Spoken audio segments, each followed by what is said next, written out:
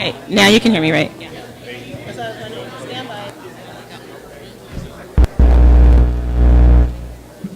Check 1, 2. This is just a test. Check, check. Is audio on Facebook?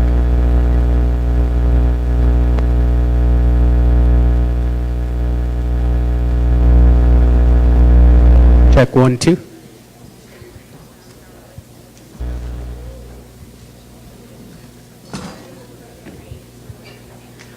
We're just testing here. Check.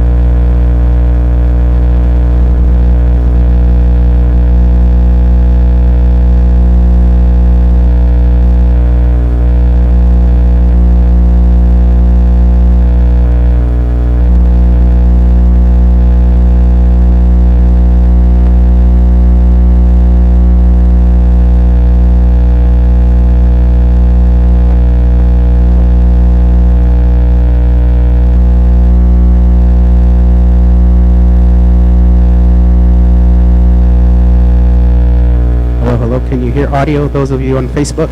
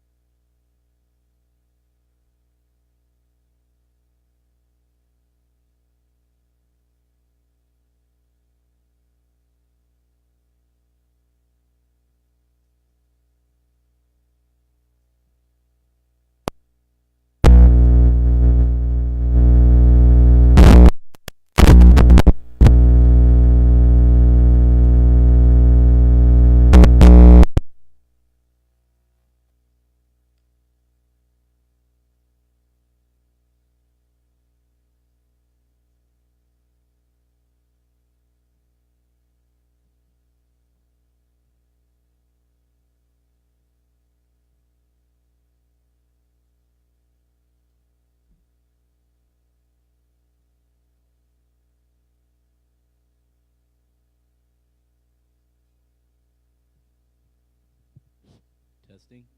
1, 2, 3, testing. Testing, 1, 2, 3.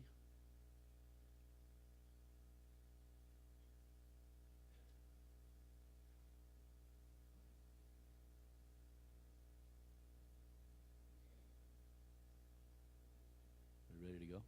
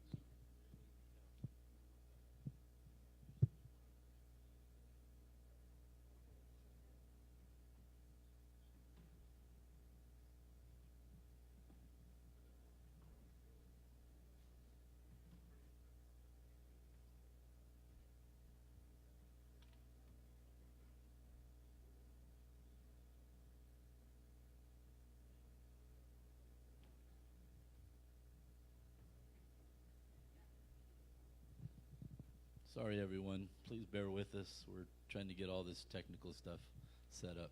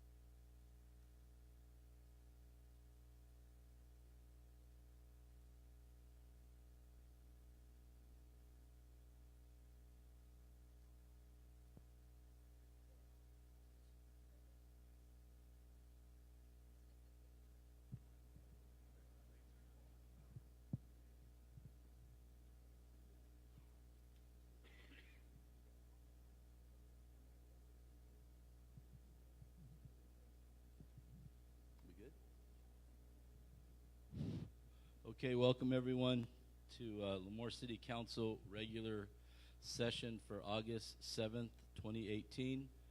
Thank you all for your patience. We're a little out of sorts here because of the move, but we'll get through this. So at this time, I'll call the meeting to order, and if you would, please stand for the invocation.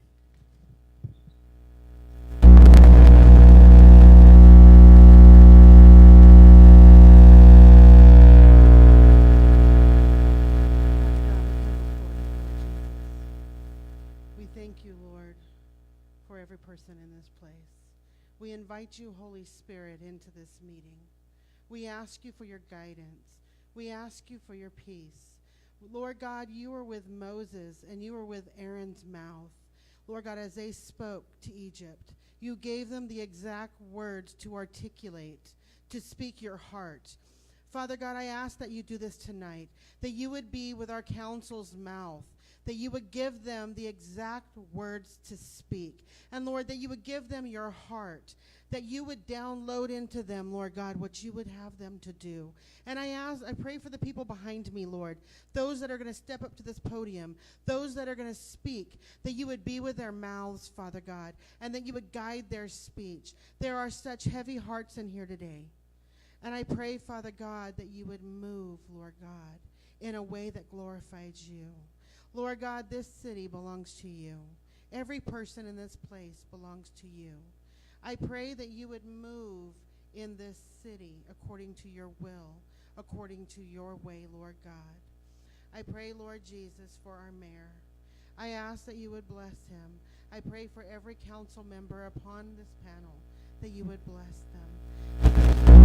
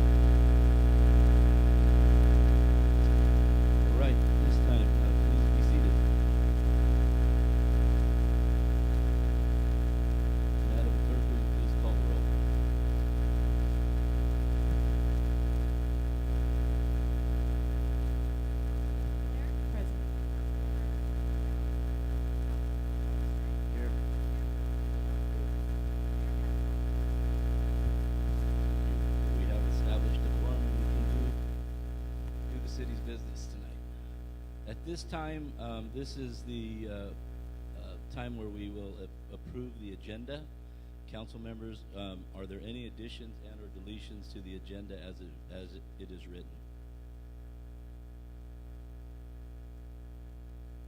Okay, seeing none, we will move forward with the agenda as it is written.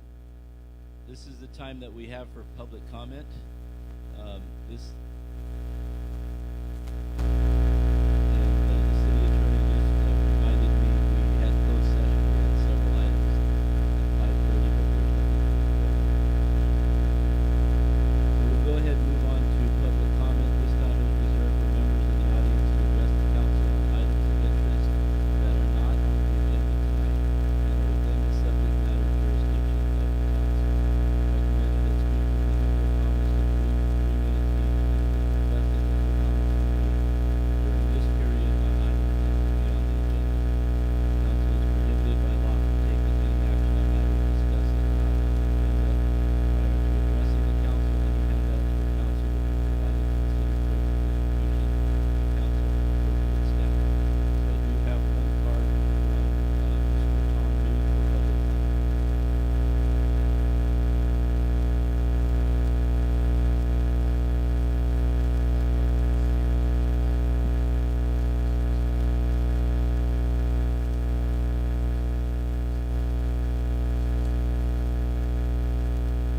Last council meeting, the item was brought forward for a public hearing and possible vote for it to be placed on the November ballot. After comments from the public and much discussion by the board, Councilmember Chittister made a motion to approve the item, but at an increase of only 1/2.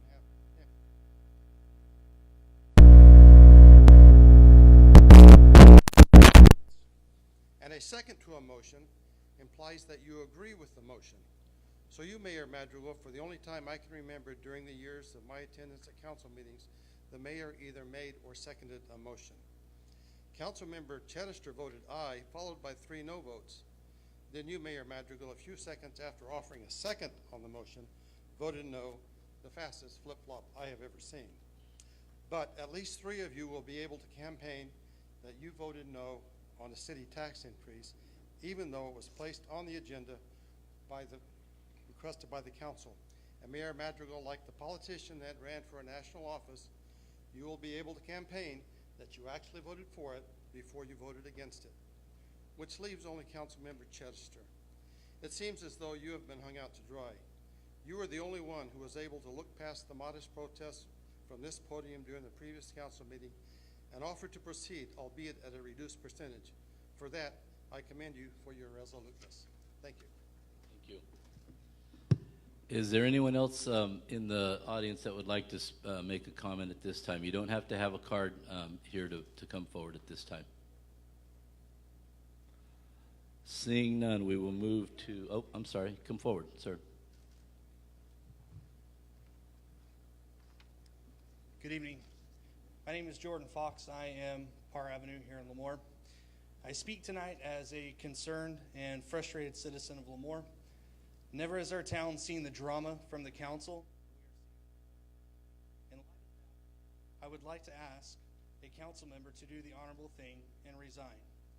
Since day one, her partisanship has been on full display, from insisting on her business cards being printed at only a union shop to making party affiliation your first and only prerequisite for walking precincts to get out and out-of-touch mayor, which, looking at the chamber tonight, he doesn't seem to be very out of touch when he called for your censure.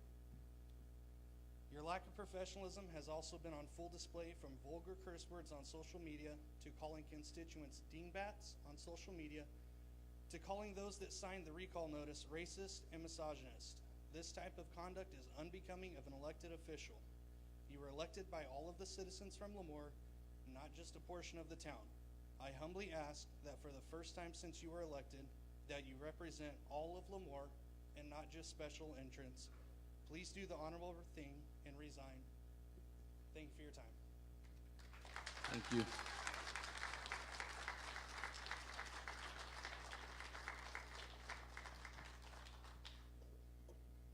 Good evening. My name is Sandy Salyer, and I reside at 1040 Temple Court in Lemoore. I have lived in Lemoore for over 36 years.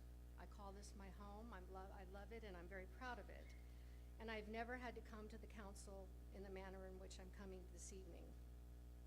But for months, I've watched, listened, and read Councilmember Blair's insults, falsehoods, accusations, foul language, and racist and threatening remarks towards her constituents, public servants, fellow council members, city employees, prospective businesses, etc. But today I've made the decision to no longer stay silent. Councilmember Blair has disgraced the office that she holds. Is a deep disappointment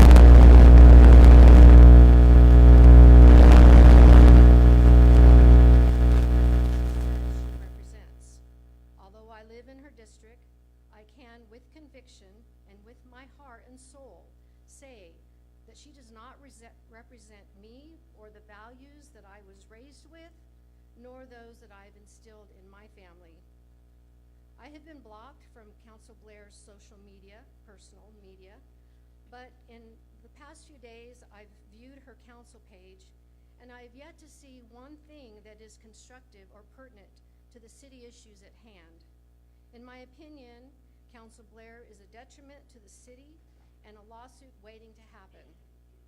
It is time for Councilmember Blair to take a hard look at what her personal issues are, step down from the council before she causes any more embarrassment to the city, herself, and her family. No one knows the trials and tributes that people have gone through in their life. I have had many, but I do not consider myself a victim. I am a survivor, and I'm in no way marginalized. Thank you. Thank you.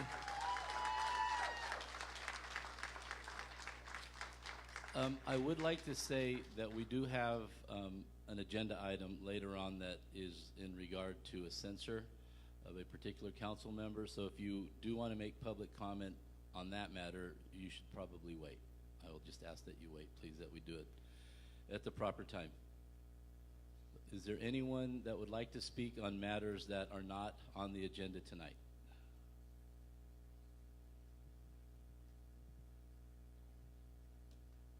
Amy Ward, CEO, Lemoore Chamber of Commerce. I come here today for several reasons. First, I would like to thank the city. Last week, I had the pleasure of walking downtown and talking to business owners with Nathan and Michelle and Amanda. We got a lot of really good feedback and a lot of happy business owners to see that the city is getting out there and finding out their opinions on things. So I really appreciate that. I think that's what we need in this community, and we need all the positivity we can get. On the other side, I would also like to thank the EDC. They also, John Lane, this past week walked with me several different locations within the city, several business owners talking about what the EDC does, what we do, what the city can do to help them. In light of everything that's going on, I truly believe that we need to be focusing on the positive things as well. So having different organizations come together and share their resources is really exciting for me to see. So I thank the city for that, and I thank the EDC for that. I would like to invite council and city staff to our mega mixer next Wednesday at the Hilton. From 6 p.m. to 8 p.m., we're doing a Kings County Mega Mixer. It's the first time we've ever done something so that's encompassed so many different organizations. We have the Hanford Chamber, the Lemoore Chamber, the Corcoran Chamber, Tulare Kings Hispanic Chamber, Kings County Farm Bureau, and the Kings County Young Professionals. So I think when we talk about a larger scale of what the city needs, we also need to recognize that we have partners within the county that we can lean on. So I hope that we will see you there. We have a ribbon cutting tomorrow and another one on Friday. So we got a lot going on. Hope to see you there. Thank you.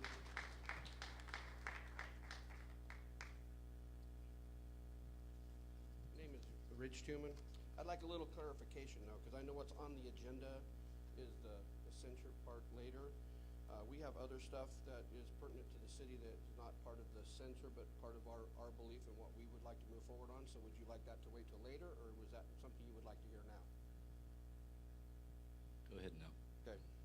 First of all, my name is Rich Tuman. I've been a citizen of Lemoore for over 40 years.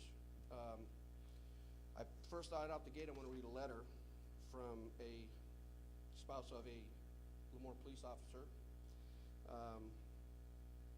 For some time now, we have watched the Councilwoman Blair belittle and marginalize our beliefs, those who have disagreed with her. If you spoke against her, you were a racist or a sexist. If you were older, then you were simply labeled out of touch. Just look at her Facebook page, social media. You can see that the hatred that spews towards anyone that disagrees with her or political beliefs. Ms. Blair claims to stand for the people, for those less fortunate or struggling in society. But in reality, she stands for herself and those who believe like her.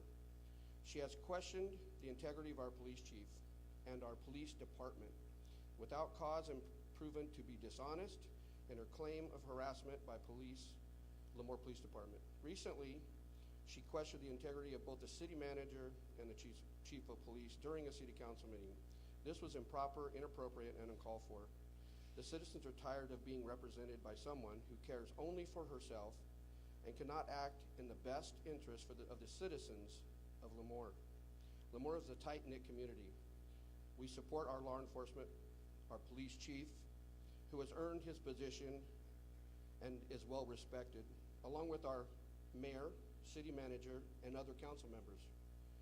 Mrs. Blair's behavior has been unbecoming and has cast a shadow over the city of Lemoore. Okay, that was a letter that was given me to read up here tonight. I'm going to start real quickly because I don't want to be, at this point, I'm going to give you a little bit of qualifications why I think that I have a right to be up here, and that so I don't get dismissed later in some sort of post. I've been here for 40 years. My family's been in this area. I'm on our third generation of kids in the school district in this area. I've lived at 8 different locations in Lemoore. One in district currently would be District E, and I have friends in that district right now. We have watched over time some things and some people talk about values of Lemoore. I grew up in the values of Lemoore here. And what is being talked about, what we are looking at as a community, is saying that we're tired of somebody telling us what our values of Lemoore are, okay? Our values here in Lemoore is a community that comes together, works together. I had to deal over the period of my lifetime with 2 businesses that I owned here in Lemoore, as well as other organizations that I was president of.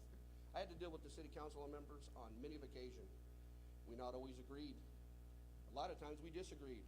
But the point that we could both put our opinions out on a table, listen to one another, and come to a joint mutual agreement that the best thing for Lemoore would be was always worked out. That's not the case anymore.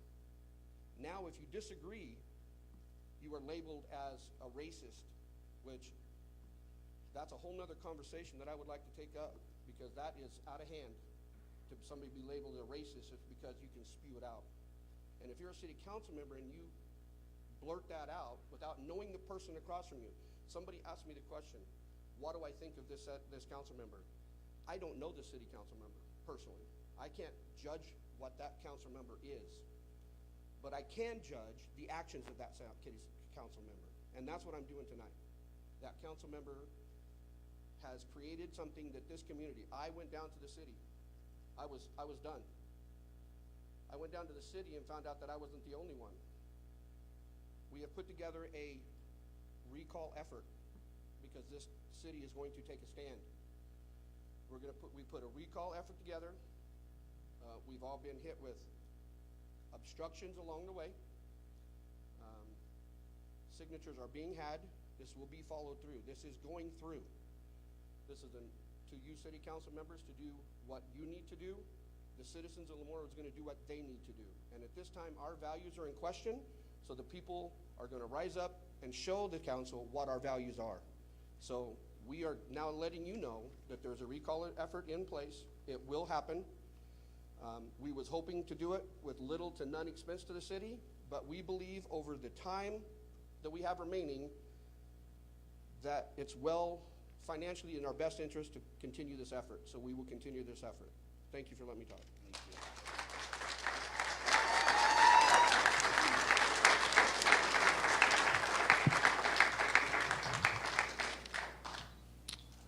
Anyone else with public comment?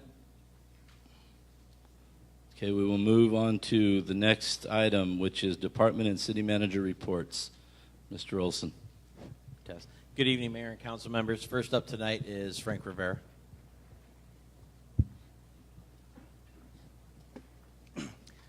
Good evening, Mayor and members of City Council.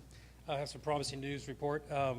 As you will remember, Council allowed the city to move forward with a pilot program. This program is being conducted at the wastewater plant, where we have some technology that is transforming wastewater into possible tertiary water that we can use at our golf course or other similar, facilities. So far, the data, again, has been promising. I mean, you can visually go out to the wastewater plant and notice that the water coming up the aerators are pretty clear. So there'll be more results by the end of the week. But again, your council is welcome to go out anytime. The project manager will be back next week. He can answer any questions you might have, but so far it's good news. I just wanted to share that with you. Okay. Thank you, Frank. I might add, if you do choose to go out there, you might call ahead, because there's certain parts of the day we get little kind of like gnats out there, and you don't want to be there when they're there. Just saying. Next up is Daryl Smith.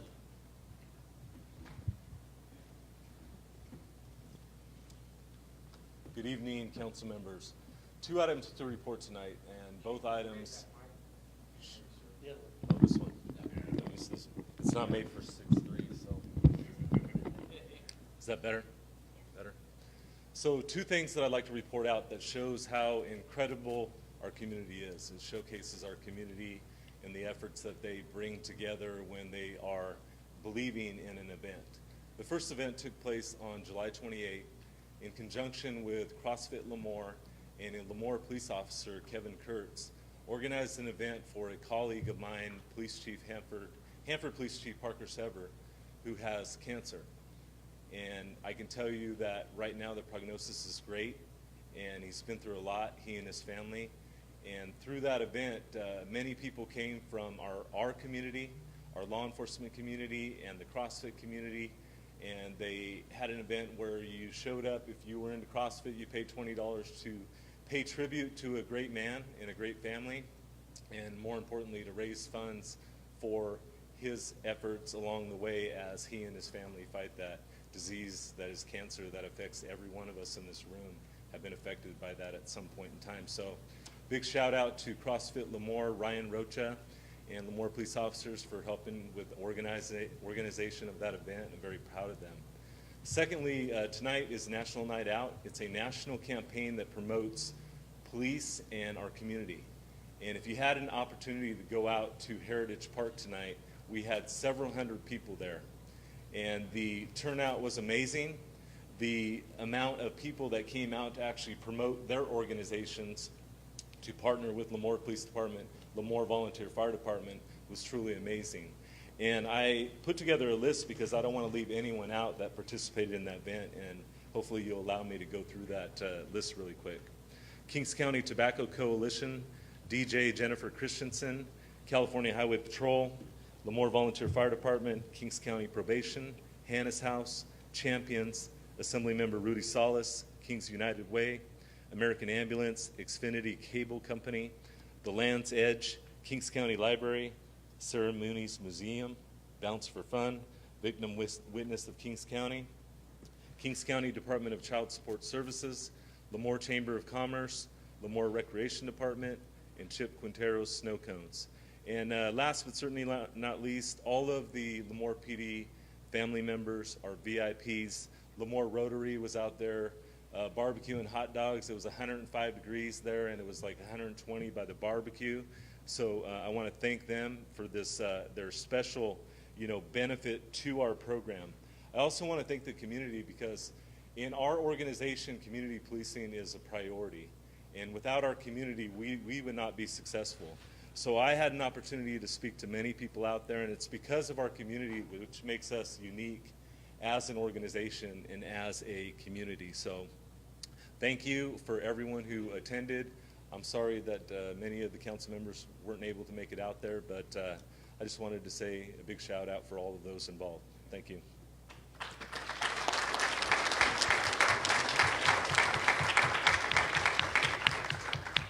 And then lastly, I have a couple items. So a while back, I talked about the work the city was doing in partnering with a program out of Hanford Produce that allows us to employ individuals that are subsidized by a state program. As of midweek, or as of the end of last week, we have a total of 2,878 hours, man-hours worked in the city at a cost of $45,587 that none of your general fund or tax dollars went to. So I want to thank my staff for making that happen. We're continuing to bring those people in to enhance our community. The Dollar General on 19th had a soft opening a few days ago, so there will be a grand opening coming for that, as well as the Arco AM/PM over on the west side of town. They are opening this evening, so they're probably open right now. Again, a soft opening, but they'll be doing a grand opening, and rumor has it it's going to be $1.99 gas when they open. Additionally, I'd like to thank Juan Cuevas from our Parks and Rec for getting this all pre-set up in anticipation that we may need it. And lastly, National Night Out. Got to go by there briefly. Chief didn't give it enough credit. It was pretty amazing, especially the fact that we had a helicopter land on the softball field, and to see all those kids crawling in and out of ambulances and the helicopters. I was a little jealous that I couldn't cut in front of them and take a tour myself, but just want to thank staff, and that's it. Okay, move on to our next section, which is the consent calendar. We have 6 items on consent calendar. Council, is there any items that you wish to pull for further discussion?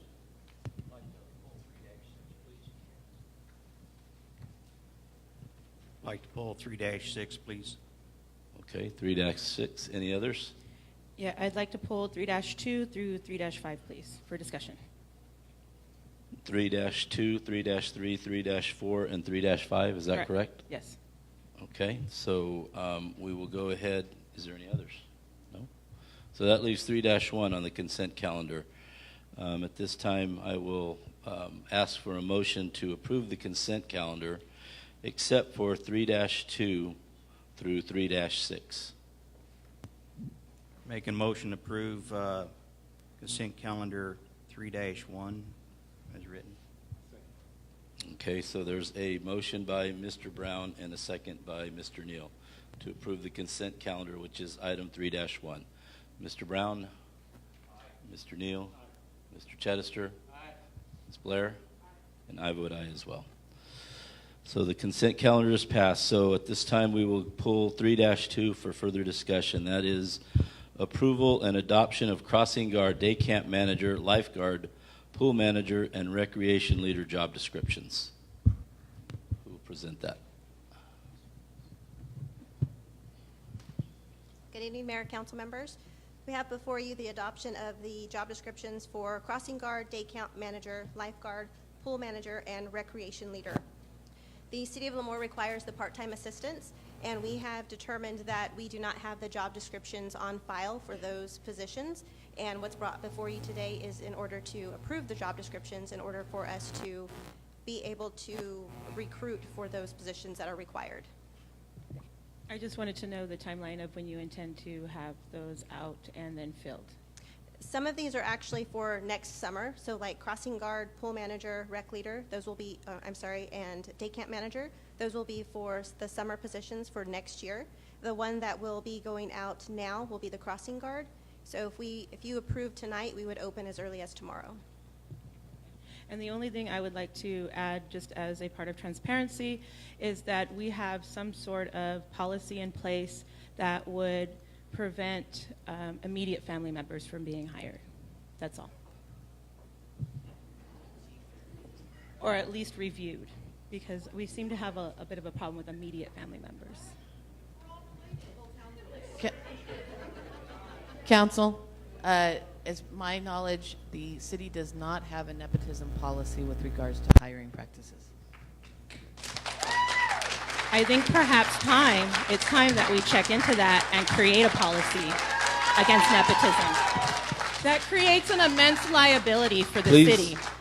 Members of the audience, please refrain from outbursts so that we can hear each other talk. Ms. Blair, did you have something you wanted to say? Nepotism can cause potential liability for the city Perhaps it's time that we started looking into those sort of policies. Most other large cities and entities have such policies. Thank you. Is there any other questions by council on this item? No? Public comment on this item. Is there anyone that would like to comment on this particular item? Okay. Please come forward, sir.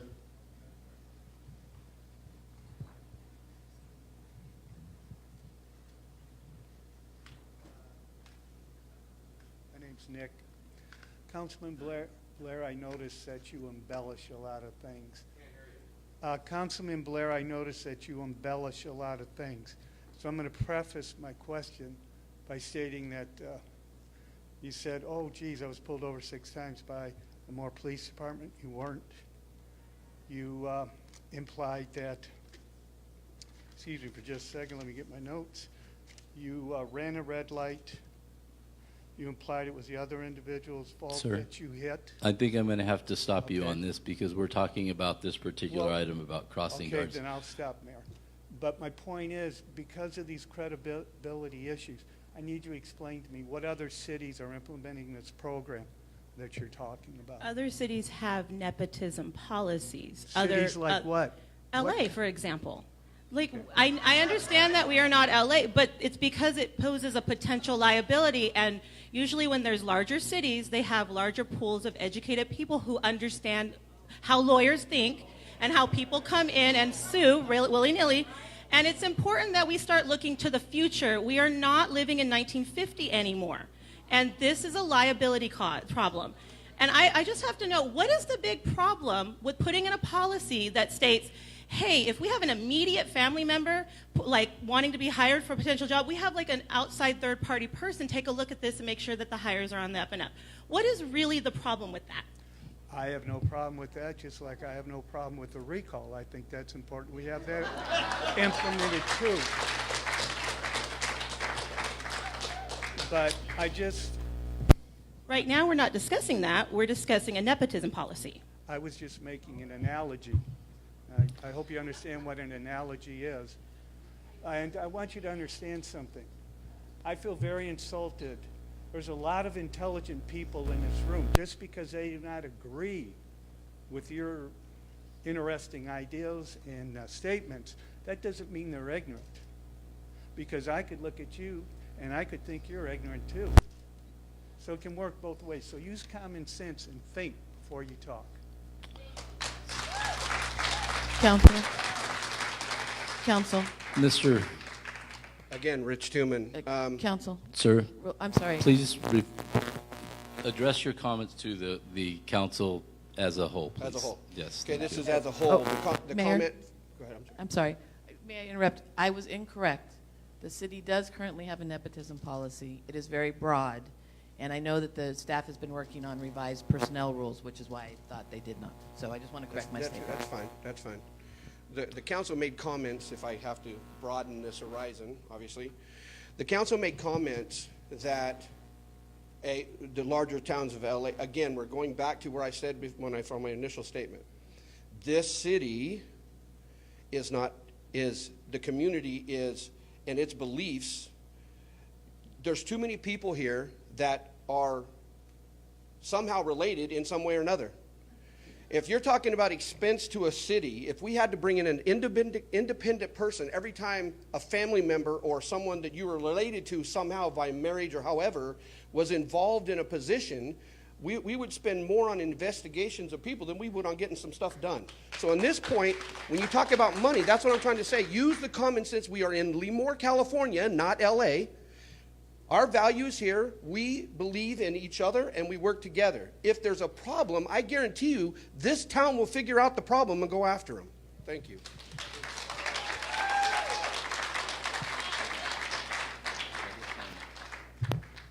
Patrick Matthews, 195 West Burlwood Lane here in Lemoore. Quick question I had on these positions, the crossing guard, the day camp manager, lifeguard, pool manager, and recreation leader. I don't see how that would be a problem if one of your kids was a lifeguard. I mean, I could see a problem if it was one of your, direct family members. So how would being a crossing guard, if one of any of your children was a crossing guard, how would that be a liability? So that's just kind of a... I'm talking about the hiring process. It's not the actual hire. It's to make sure that it's transparent. What is our unemployment rate in the city right now? Ms. Blair, can we refrain from commenting during public comment? But when we come back during discussion, you can ask those questions. I mean, I get it. Like, as I said, I mean, these to me would be like a crossing guard.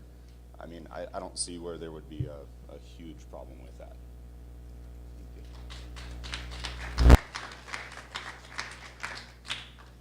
Hello, my name is Christine King. I'm a longtime resident of this town. I went to Mary Immaculate Queen School, MIQ, my entire life. All of my siblings did, all of my children did, and all of my children do.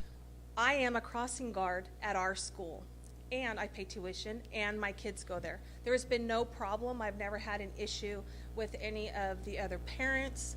We do this to keep our children safe. I've never had an issue with another person being a crossing guard, and I'm crossing my nephews, my nieces, the other people of the other residents and students and the parents and teachers across the parking lot. It's never caused a problem in the 59 years that MIQ has been a school here in Lemoore, California. So I just wanted to make that statement. Thank you. I am also a crossing guard at MIQ because 2 of my children attend there. It's a private organization, not a public entity that uses our public tax money that needs transparency. Ms. Blair, will...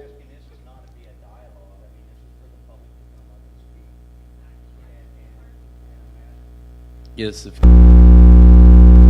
until it comes back for discussion. Okay? Thank you. Is there any other public comment on this matter? Okay, seeing none, we'll bring it back to council for further discussion. Ms. Blair, do you have any questions or any comments? I do. I want to know what our unemployment rate is in the city right now. Can anybody tell me?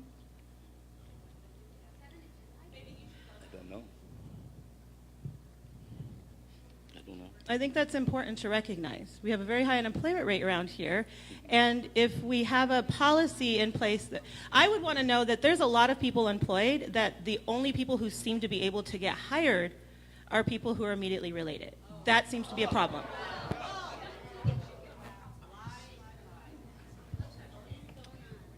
Is there any other comments?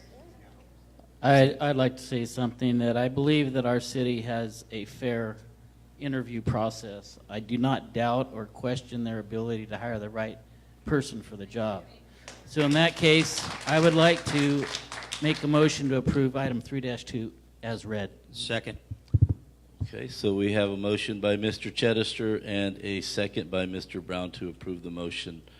Mr. Chedister? Aye. Mr. Brown? Aye. Ms. Blair? No. Mr. Neal? And I vote aye. Motion is passed. Thank you. We will move on to item 3-3, which is the approval of the investment report for the month ended May 31st, 2018. Ms. Corder.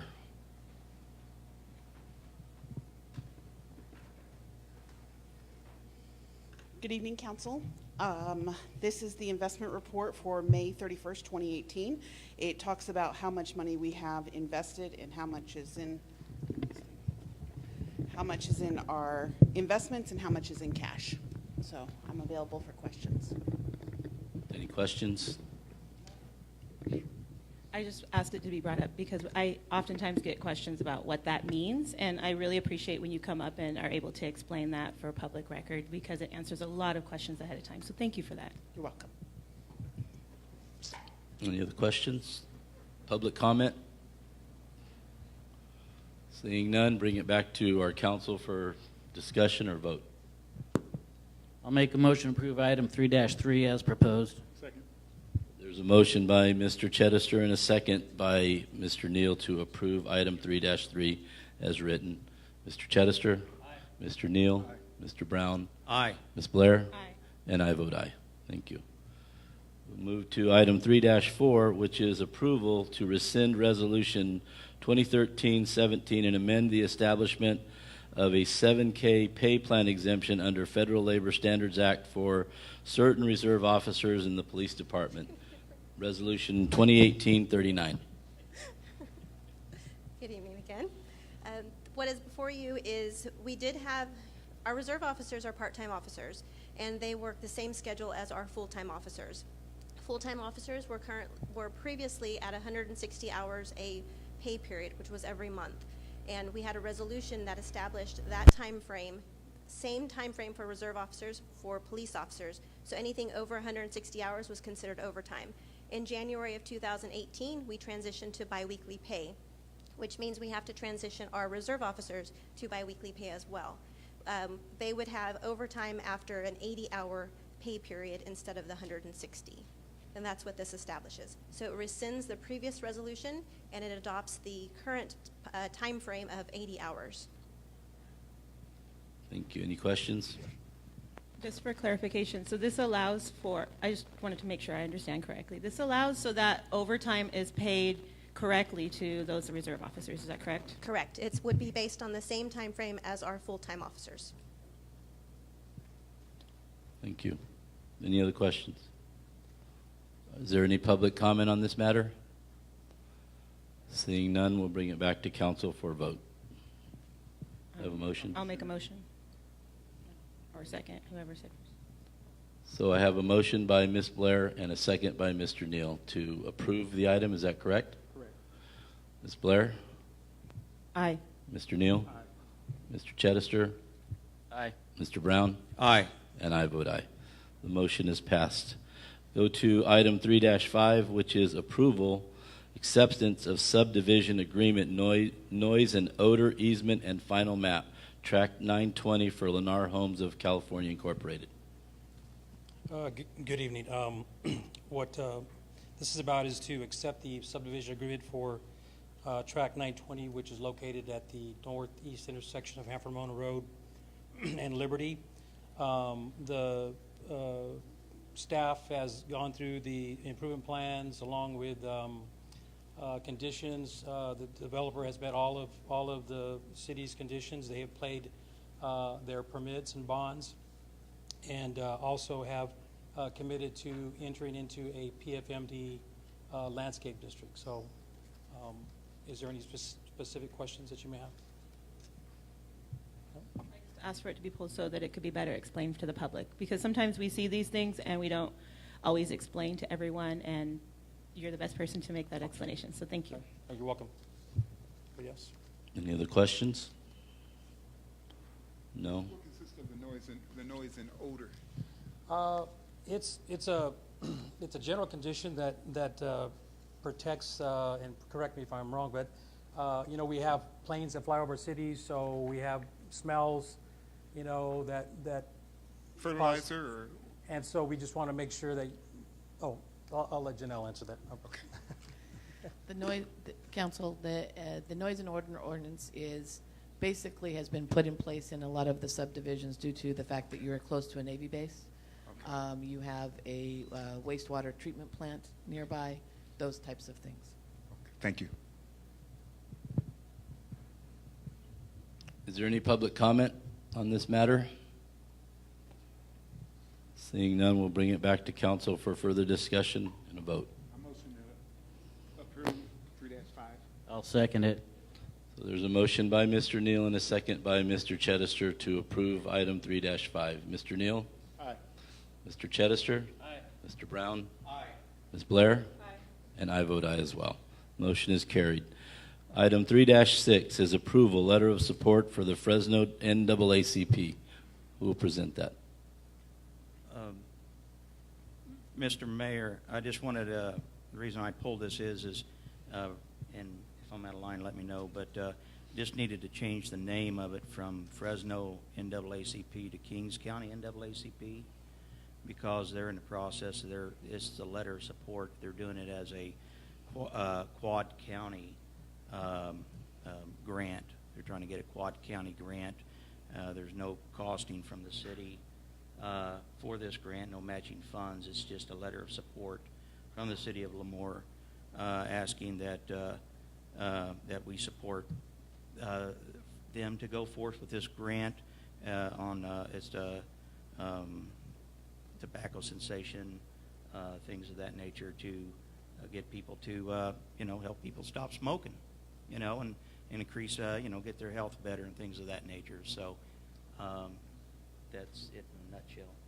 Okay, thank you. Is there any other questions? So do we just need to add Kings County and replace it Fresno?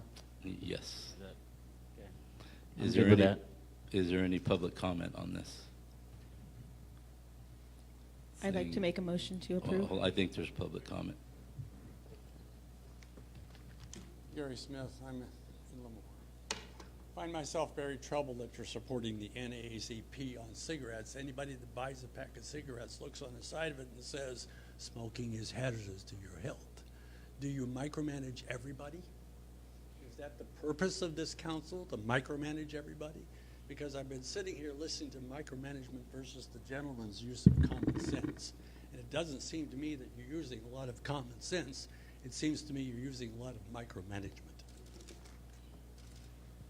Thank you.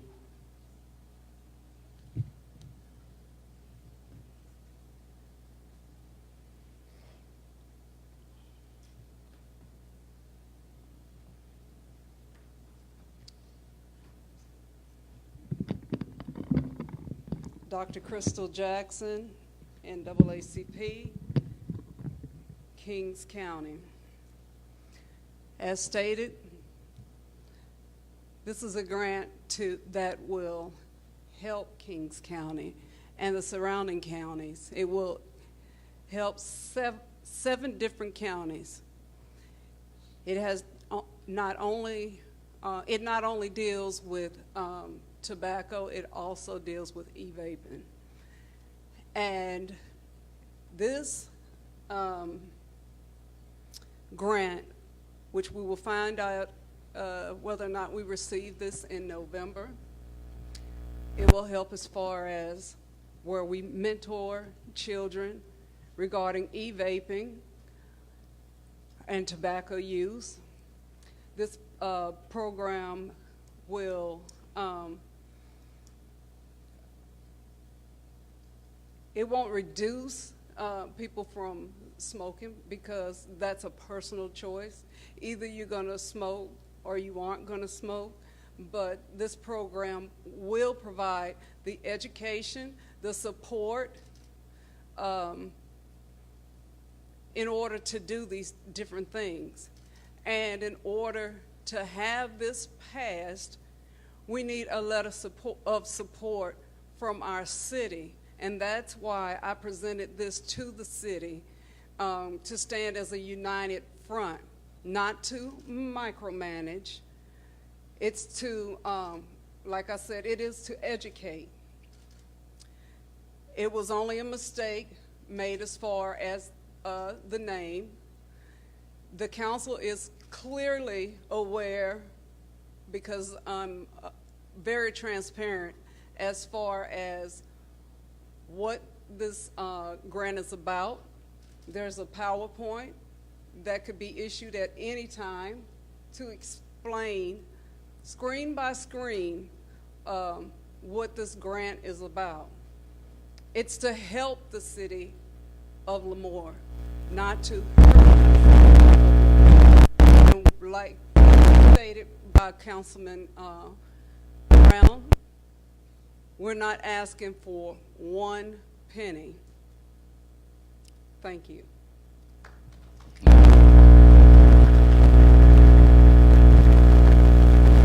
other public comment?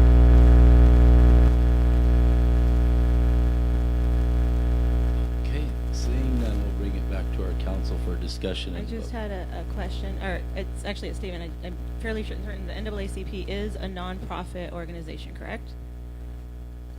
Is that correct, Ms. Jackson? So they're not receiving any financial incentive. This is just an educational program, because I know myself, I have young children in elementary school, and they are marketing, tobacco companies are marketing to our young children e-vape flavors, in bubblegum flavor, in blueberry flavor, and the packaging looks like candy. And I think it's imperative that our community is well educated on some of the new campaign slogans that are out there right now for the safety of our children, and this is something that will help educate our community. So I'm in full support. Any other comment? I'd like to make a motion to, Yep, I'd like to make a motion, but to approve this item 3-6, but to change the name to Kings County NAACP grant. Okay, is that agreeable, Ms. Blair? Absolutely. To your motion? Okay, so we have a motion by Ms. Blair and a second by Mr. Chedister. Ms. Blair? Aye. Mr. Brown? Aye. Mr. Chedister? Aye. Mr. Neal? Aye. And I vote aye as well. The motion is passed. Thank you. We'll move on to Section 4, which is public hearings. Item 4-1 is the assessment of annual levy for fiscal year 18-19 for Landscape and Lighting Maintenance District Number 1, Zones 1 through 13. It's Resolution 2018-40, and Public Facilities Maintenance District Number 1, Zones 1 through 8, which is Resolution 2018-41. Mr. Rivera. Good evening again. The City of Lemoore annually levies and collects special assessments for funding of ongoing operation, maintenance, and servicing of local landscaping, neighborhood parks, and related pertinent facilities and services in specified areas in the city. State law requires that each year an engineer's report must be prepared to justify the need to either increase or possibly decrease the assessment of all PFMDs and LLMD zones. The engineer's report, as shown here, prepared by Wildem Financial Services, documenting the need for the cost of the proposed assessments, was presented to the City Council on June 19, 2018. The engineer's report is the basis for the adoption of resolution of the intent to levy and collect annual assessment for fiscal year 2018-2019 within zones 1, 3, 5, 6, 7, 8A, 8B, 9, 10, 11, 12, and 13 of the City of Lemoore Landscape and Lighting Maintenance District Number 1, LLMD, and zones 1, 2, 3, 4, 5, 6, 7, and 8 of the City of Lemoore Public Facilities Maintenance District Number 1, PFMD.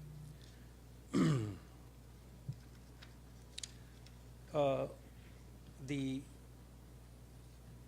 pros and cons, and so as you see on the second page, it has the assessments that were last year's and this year's.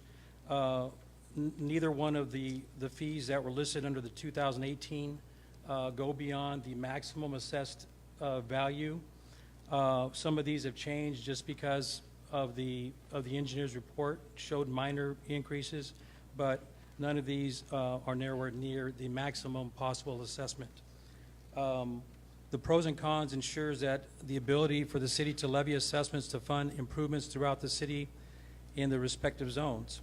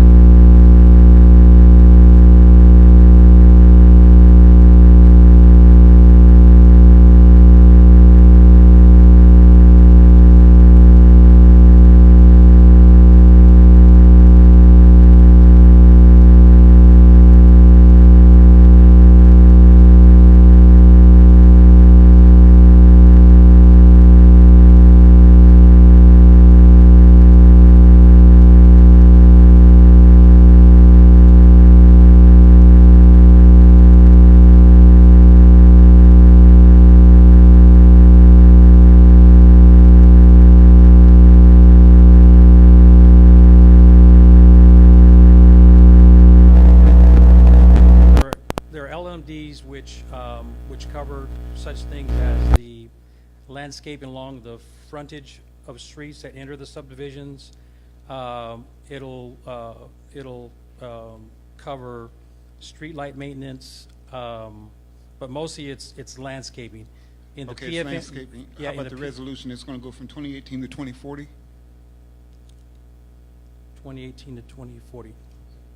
No. Oh, that's just the number? That's just a resolution number. This levy is for the 18-19. We bring this back every year. Every year it has to come Okay. back for approval. Okay, I was looking at the numbers. They had the space in there.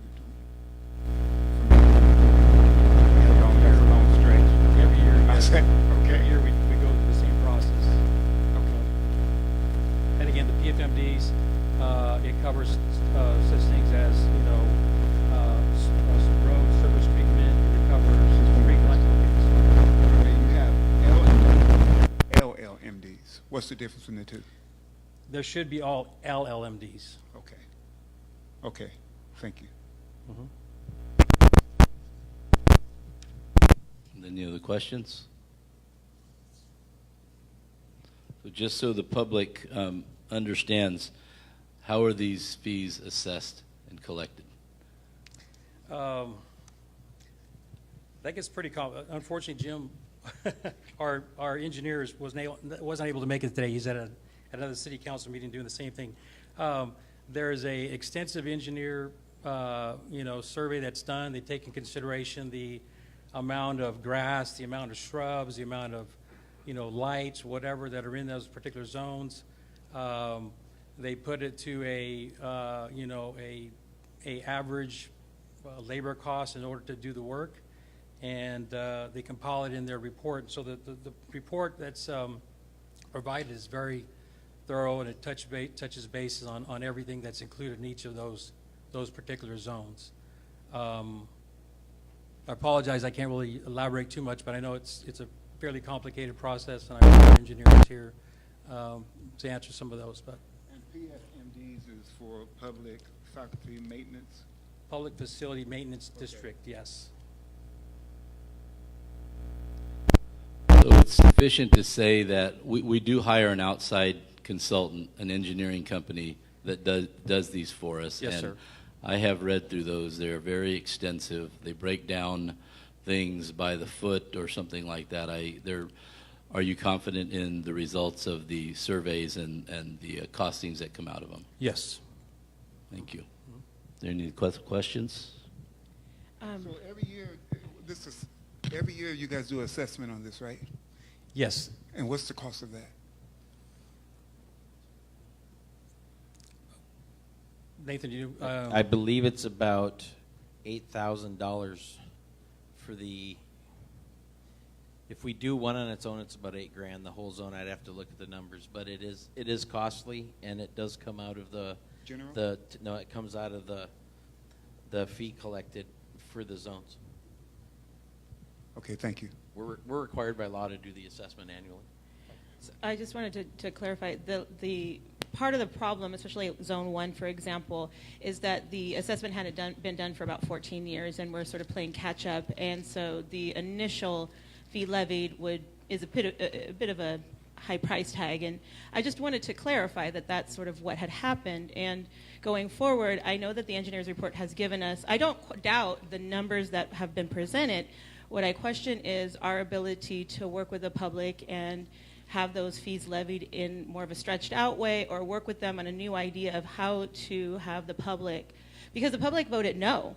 They do not want these new fees levied. And so that will come out of our general fund. So part of that is education, letting it won't come out of the general fund, it'll come out of the other fees, right? So we're required to provide the service of what we collect annually. So it can come out of general fund if this body directs staff to use general fund dollars to subsidize the individual zones, then yes, it could, but that is not a current practice. So it just ends up falling further and further behind. So every year that the assessment is made, the assessment of the fee that needs to be levied is therefore increased. So every year we are going to go through this, and every year the public is going to vote no on that high price tag. They've already voted no. So I would suggest we start looking into other ways to have that caught up. So each LLMD has a voted on by the voters maximum Once we hit that maximum cap, we can no longer raise the fee on that district unless it goes back to a vote to the individual zones. A PFMD has a maximum, but they also build in an annual inflator, so you can kind of keep up with inflation. Particularly, Zone 1 is an LLMD that does not have an inflator, and they're using an assessment that was done in '95 when minimum wage was $5. And we have not increased it, and it has several failed attempts to bring it up to speed. So we cannot go beyond the max without a vote of the public.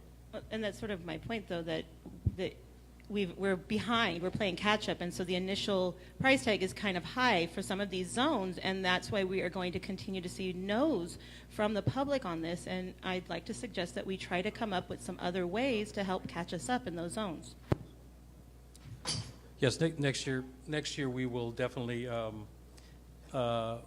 be more proactive. We will spend more time, we did hold nightly meetings. Wednesday night we had 2 or 3 at a city park near the subdivision. We will have those a lot sooner before the ballots go out, just so that we can answer questions, make sure they're clear on the increases. So. We're playing catch up to about 14 years, is that correct? Behind? Is that the correct number? I don't think it's 14 years. I don't believe it's 14. I think that the problem is that there was never an inflator, initiated.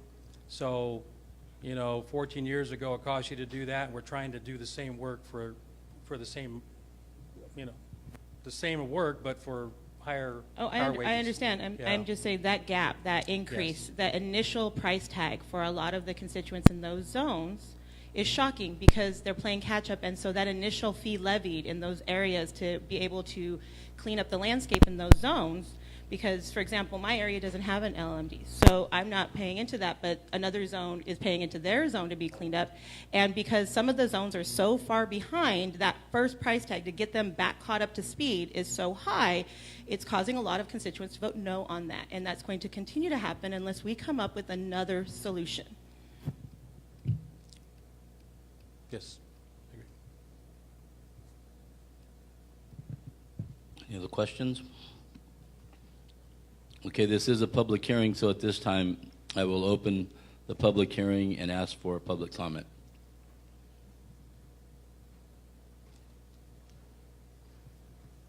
I have a real quick question on what zone would be Fox Street from Cinnamon north to Hanford Armona? That would be LLMD Zone 1, District 1. Okay. Whenever the trees got taken out for the cement repair and stuff like that, I saw in the news where, people from out of Lemoore were like, oh my gosh, you guys are tearing trees out and everything. Okay, and hasn't that been over a year that was done? I go that route every day to work, and I'm like, man, this looks like crap. Is that something that we're talking about? Is money yes, that goes into that? That is exactly what we're talking about. Now, in that case, those trees that were removed were damaging curb gutter and sidewalks, so exactly. We couldn't just patch it to get it together. Right. So in that case, we did actually, I went to council, I was Public Works Director at the time, and we did use general fund dollars to get that section, that east side of Fox Street, ADA compliant. Okay. What we found after we removed the trees is there's a main 4-inch main gas line that's about 3 feet in some areas to 4 feet right where those trees were. So that kind of prevents us from going back. Being a tree well standard is 5 feet deep, and we couldn't remove stumps. We had to grind stumps because we were worried about potential gas leaks. But that zone currently to date is several $100,000 in the red. In the red. Okay. So we can't pass an assessment to get it caught up and try to make those dollars back up, but we can pass an assessment with some capital improvements to continually work to get that zone back up to where we can be proud of it when we walk and drive through there. Yes. Thank you.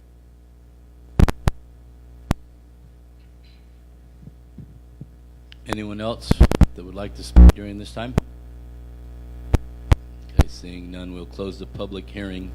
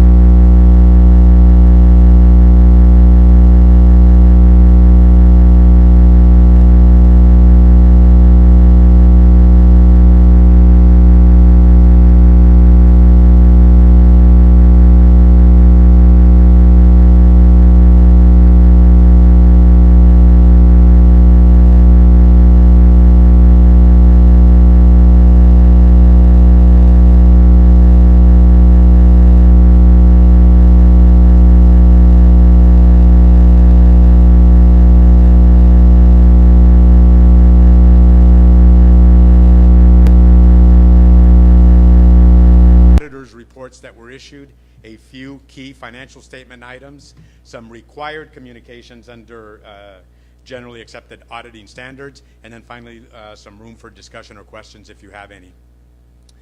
So our firm is located in Clovis, California. We're founded in 1976, have over 40 years of experience. One of the reasons I like to go over this is because I've had questions at other in other municipalities. We audit probably 40 governmental agencies, including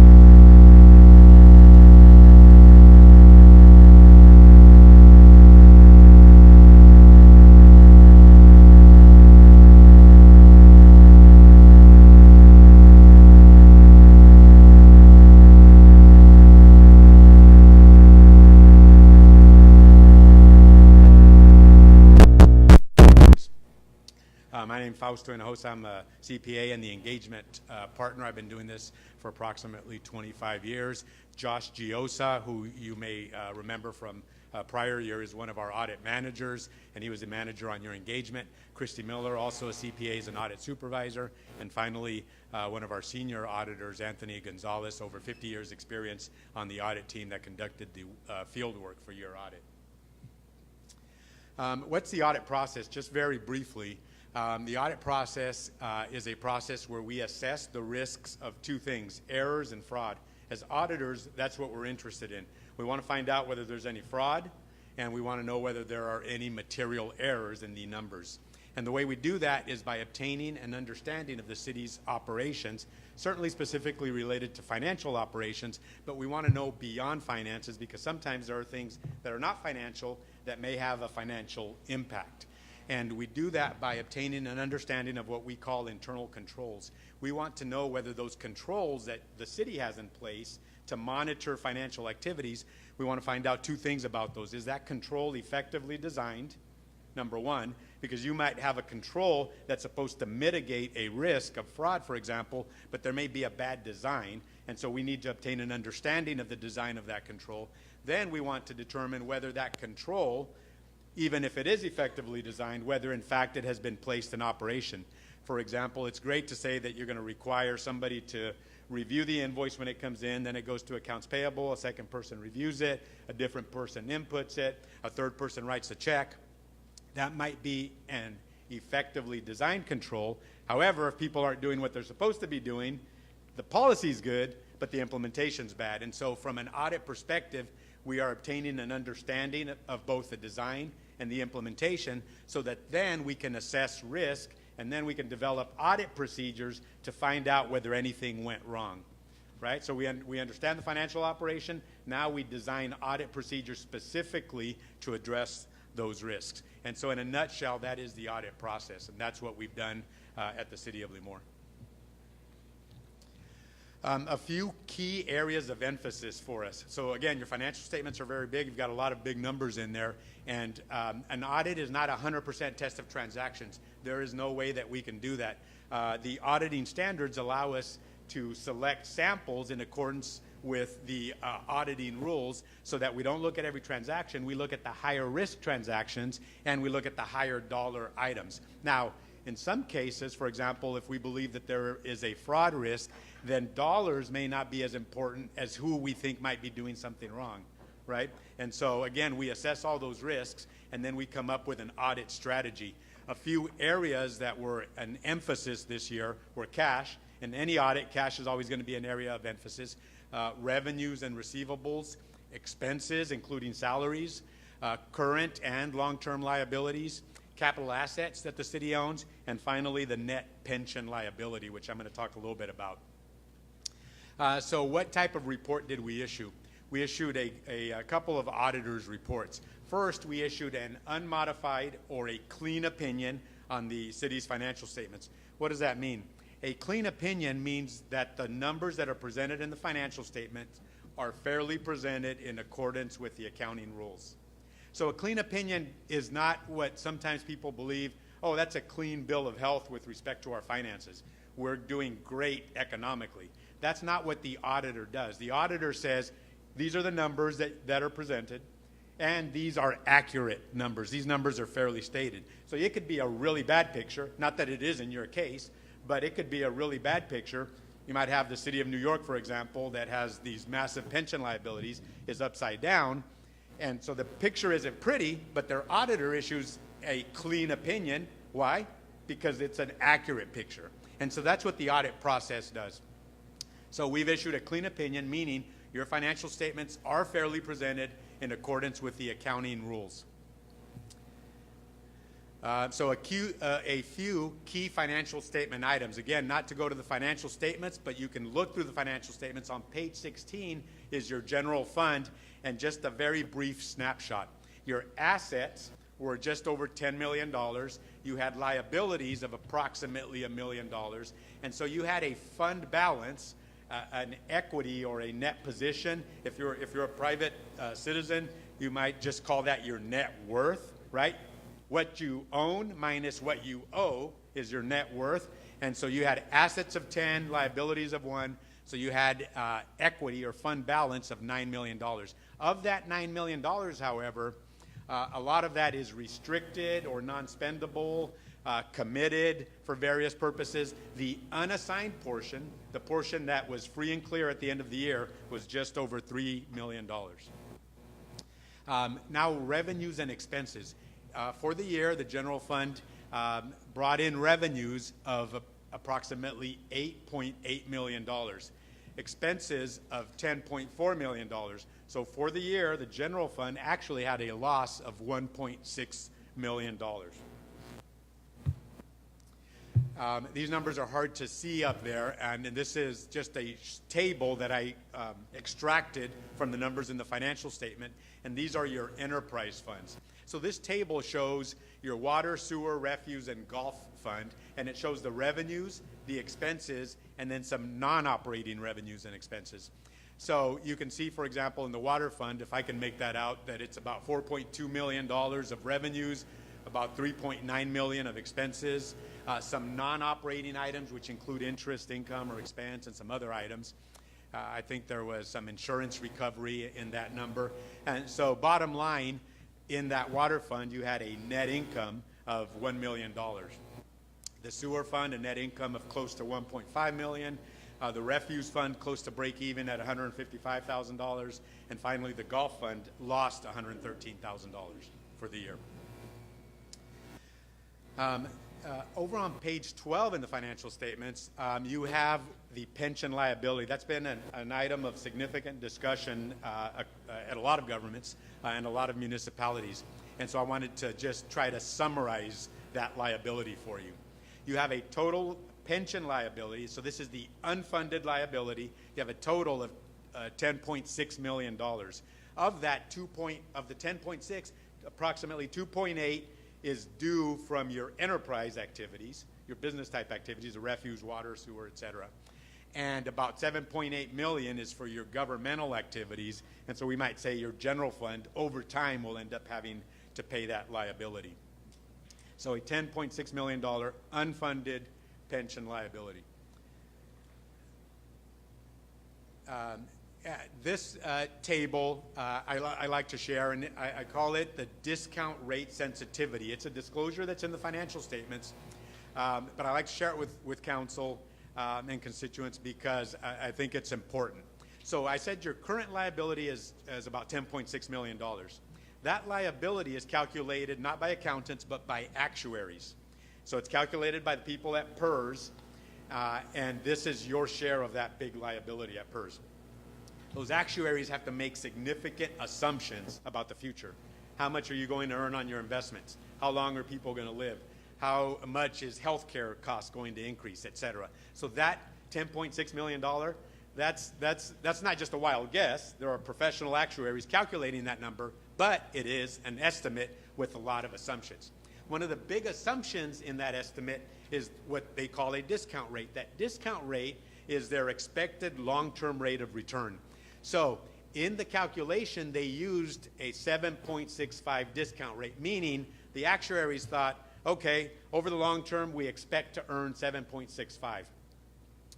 Had they used a lower rate, 6.65 as an example, that liability of $10 million would actually be a $16 million liability. Why? Because if you don't earn 7.65, but instead only earn 6.65, your liability certainly would be a lot bigger. However, if they used an 8.65 interest rate, discount rate, expecting to earn more, then your liability would be less because there would be more money from the investments in the pot to pay off the liability.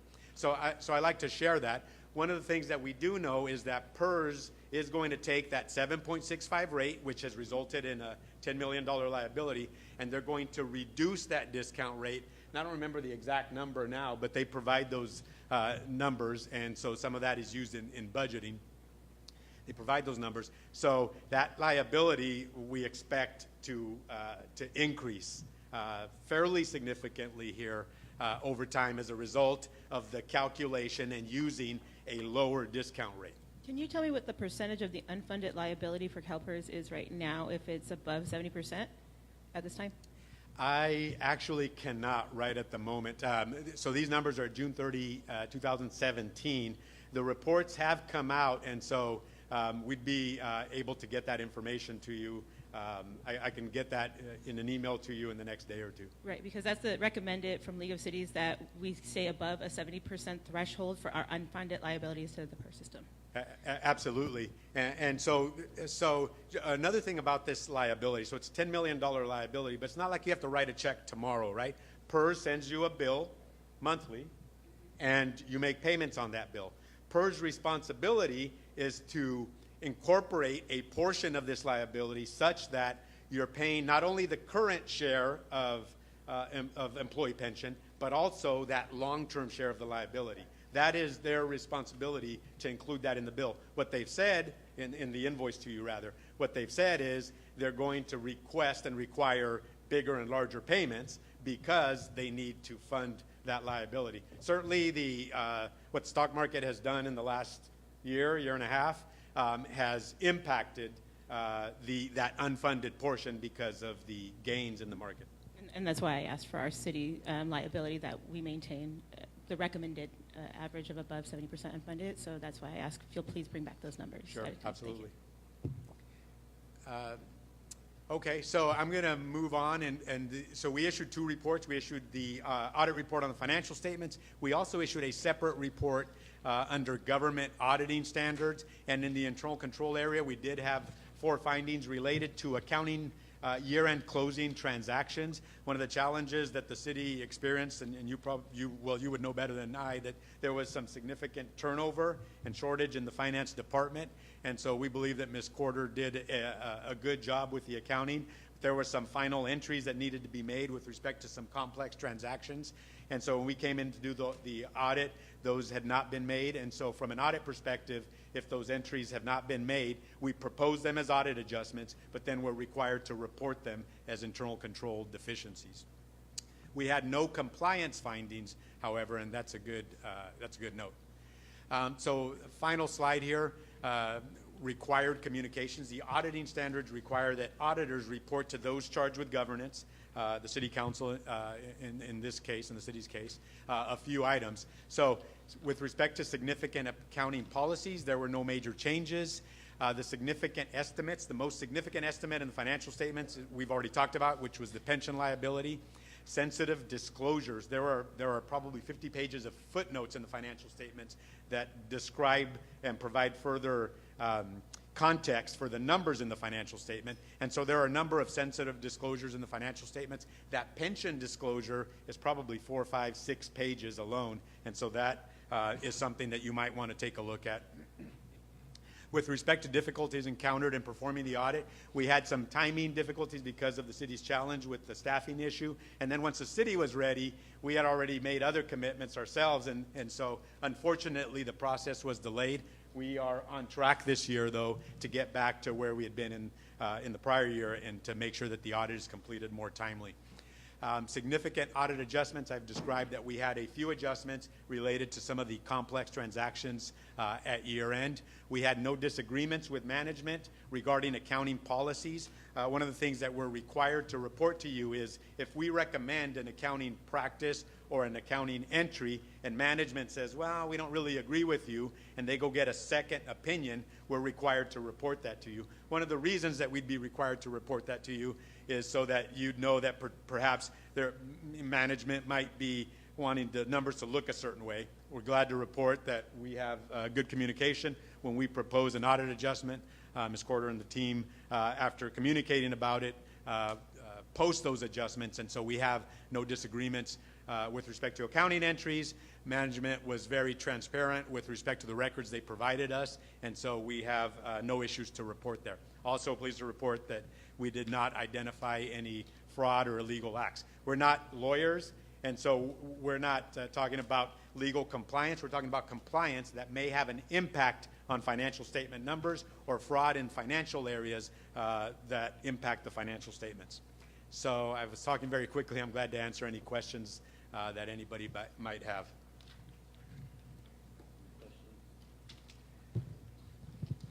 Are there any questions? Is there any public comment at this time?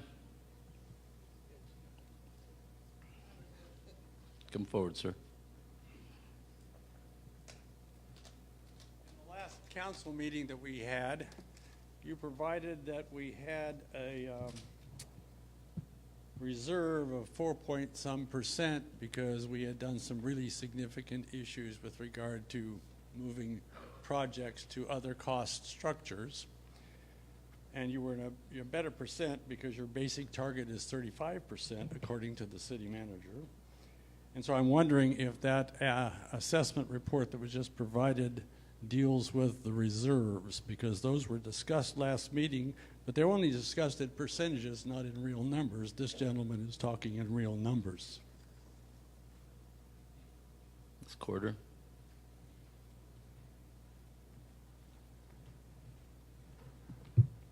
Yes, that amount was included in the reserves. It was, that amount was included? That's correct. You're welcome. Is there any other public comment? Okay, seeing none, we'll bring it back to council for discussion and vote. Does anyone want to make a motion? I'll make a motion to approve. I also just wanted to say that I just thought that the report was very well prepared and presented in a way that actually answered a lot of questions before we got up here. So I just wanted to say thank you to everybody involved in preparing the report. And I'll motion. And I'll second 4-1. Okay, so there is a motion by Ms. Blair and a second by Mr. Chedister to approve the comprehensive annual finance report for the year ended June 30th, 2017. Ms. Blair? Aye. Mr. Chedister? Aye. Mr. Brown? Aye. Mr. Neal? Aye. And I vote aye as well. The motion is passed. Thank you. We'll move to item 5-2, which is report and recommendation, request for censure. Ms. Van Binsbergen, and I will once again would like to admonish everyone here to please maintain composure and decorum. If anyone is found to be disruptive, you will be warned. And if you continue to be disruptive, we will ask that you be removed from the council chambers. So please, let's keep this civil. Direct your comments when it is time for public comment. Everyone will have a chance to come forward if they like. Please direct your comments to the council as a whole, as a body, not a particular person. And we will go ahead and move forward at this time. Ms. Van Binsbergen.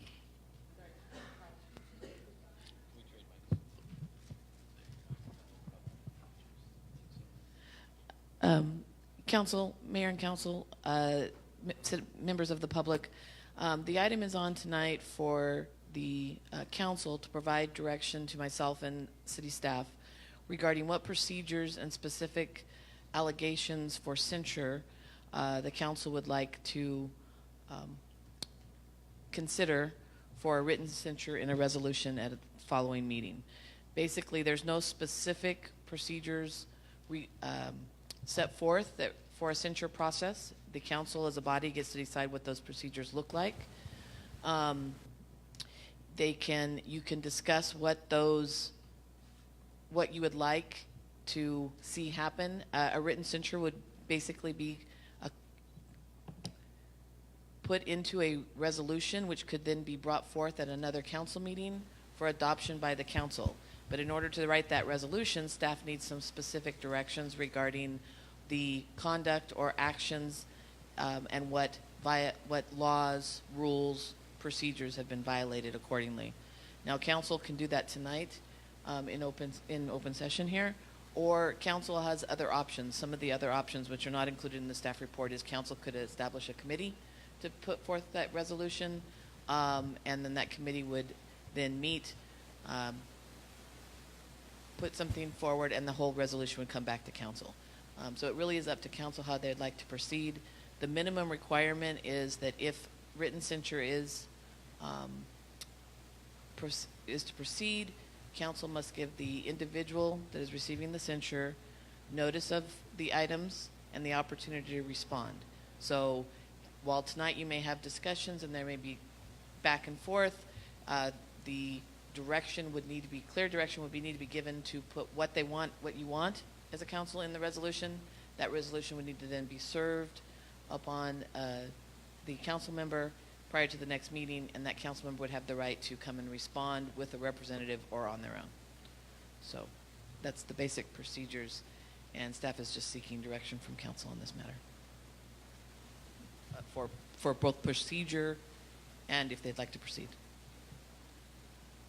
Okay, so to make it clear, this is just one step in a process. So Correct. Today we can decide whether or not we want to move forward with the censure at all, and then what to put in the censure. What procedure you'd like to use, whether you want it to be, it could be as informal as writing the resolution, providing a copy, and letting the council member respond, or it could be as much as some bodies have a full-blown hearing type process. So it's up to council on what the process they want to use. The minimum process is notice and the right to respond, basically. Thank you. Are there any questions? Just for clarification, we don't actually have a process to censure. They're actually going to create a process just to censure me. So we're actually creating that process now. Just like we didn't have a code of conduct before they wanted to shut me up, and they created that and passed it 5 minutes before putting me on trial for breaking it. So now we're going to create the whole censure process, and it'll be just as laughable. Ms. Van Bensbergen, is it legal what we're doing the way we're doing it? Ms. Van Bensbergen? Yes, the process is a legal process, yes. And under what statute or what regulation are we saying that this is a legal process that we were doing? Council, I can get that for you. I'd have to check my notes. But basically, my legal research has indicated that the governing body has the ability under both statutory and case law to set procedures for how they would like to proceed with censure, and that the minimum, a due process is required to the individual that's being censured, which is what I described as notice and a right to respond. And I could get for the council and the public, if you give me a few minutes, I can get the actual code sections and case law, case sites, I should say. Okay. So are there any other questions at this time? So should we open it up to public comment first and then bring it back to discussion and see if there is a motion that we would want to proceed or not proceed with the censure process and what format we would like to use? I would like to, myself, I'd like to open it up to public to see what the public has to say. Okay, so at this time, we'll go ahead and open it up to public comment. Anyone wishing to come forward and speak about this matter, which, as we've discussed, is to decide whether or not there are grounds and justification for a censure, and what format we are going to use if we decide to do that. Anyone that comes forward, I would like to remind you that we have 3-minute limit for anyone that makes public comment. So this time I'd like to open it up to public comment.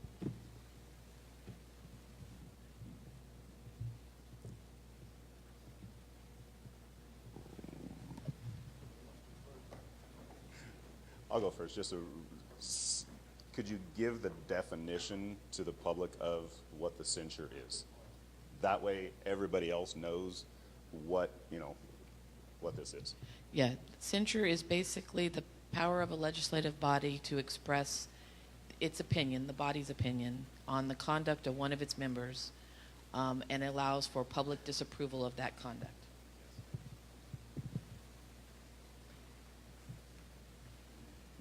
Good evening, Council and Mayor. I'm going to keep this short and sweet. My name is Brian Smith, and I am here in support of the Chief of Police of Lemoore. As a citizen of Lemoore, I am asking for the resignation of Holly Blair. Thank you.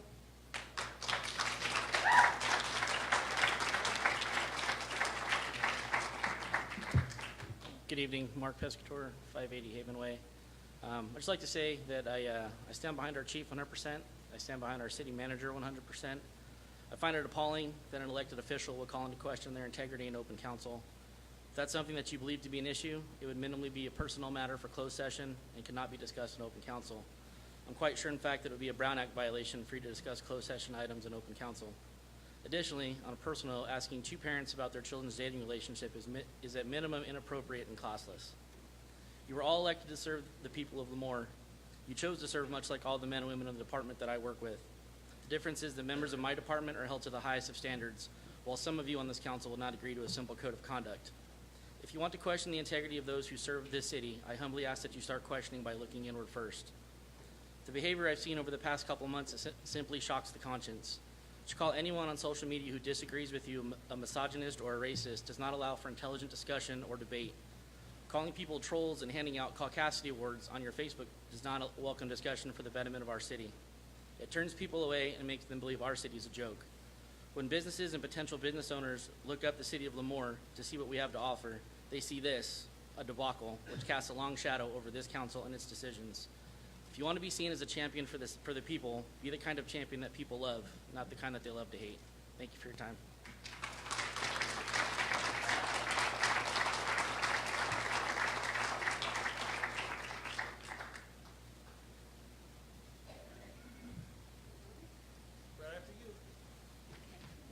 Hi, Kristen Curcio, resident Lemoore.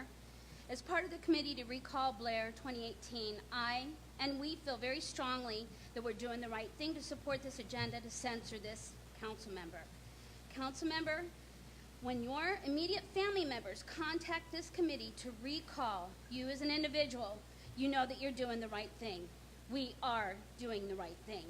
The lies posted on Facebook that were when she was served by Tammy Alanaz are completely false and additional supports to censor this individual. They were posted on Facebook. As someone who has experienced with abuse of power, violation of standard of conduct, and ethics, this council member fits the bill of all of those. It's time to censor. It's time to recall.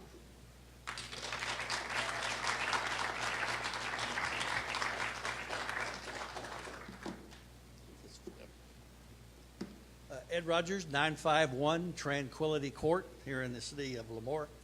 I've only lived in your town 9 years, and I have no relatives here, so I guess I'm okay. But I'll tell you what I do have here. I have something better than relatives. I have a heck of a lot of friends, and let me tell you, that's sometimes better than family. So, but what I want to do is kind of have to go back on your crossing guard thing to kind of lead into what I want to say about what we're here talking about tonight. So just bear with me and don't throw me to the wolves. But there was a question come up early on the unemployment rate in the city of Lemoore. Does anybody in this room know what it is? 6.2%. You're real close, 6.4. Albert Einstein once said, I don't know everything, but I know where to get the answer. So I sat here and Googled it. It is 6.4 in March of 2018. Would you care to find out what it was in 2010? 15.8. We're doing good, guys. We're doing good. And in comparison to our city of Hanford and not LA, We're always 1% higher over there. So we're doing good again over here in Lemoore.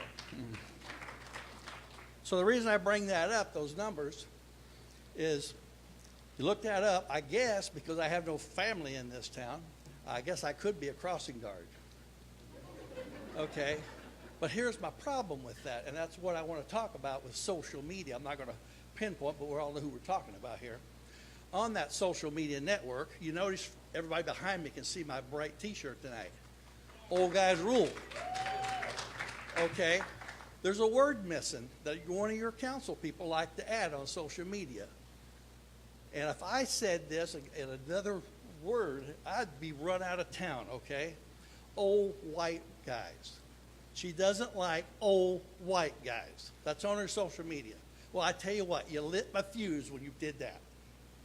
That, pardon my French, pissed me off.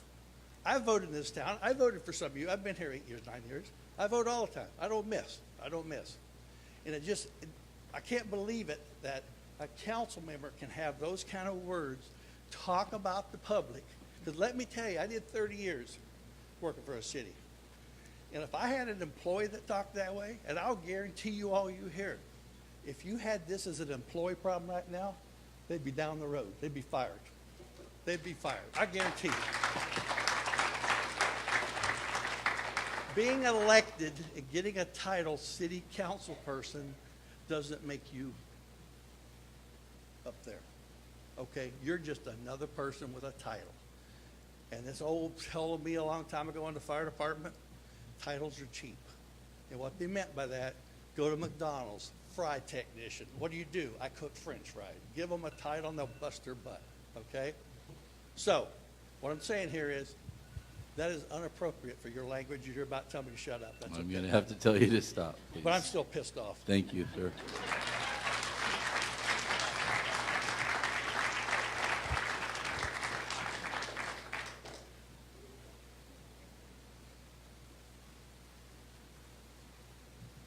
Good evening.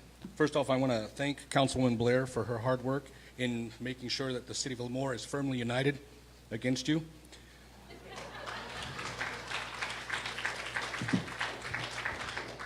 I came to Lemoore in 1997 as a young, slim Navy man, stayed in this city because of the city, because of the people in the city. I have no family here except my wife. My son is not in the city, so we don't have to worry about him being hired or anything like that. He is, however, coming home. He's in the Air Force. He's flying home just to sign a recall petition, and then he'll be leaving again. Through youth sports and other city activities, I've met most of the people in this room somehow, some way. I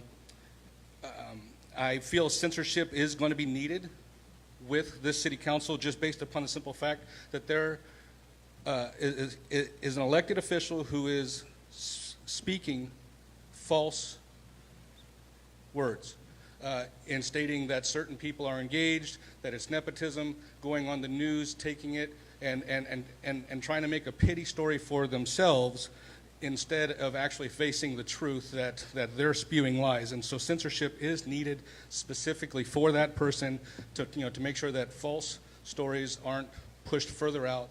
And I want to thank Chief Smith furthermore. I've known him since before he was the chief of police.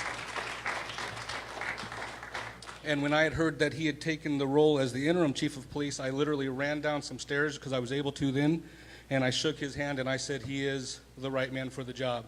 And I'm very thankful to you, sir, and I'm thankful for your entire folks back there who do what they have to do to protect us. Thank you very much.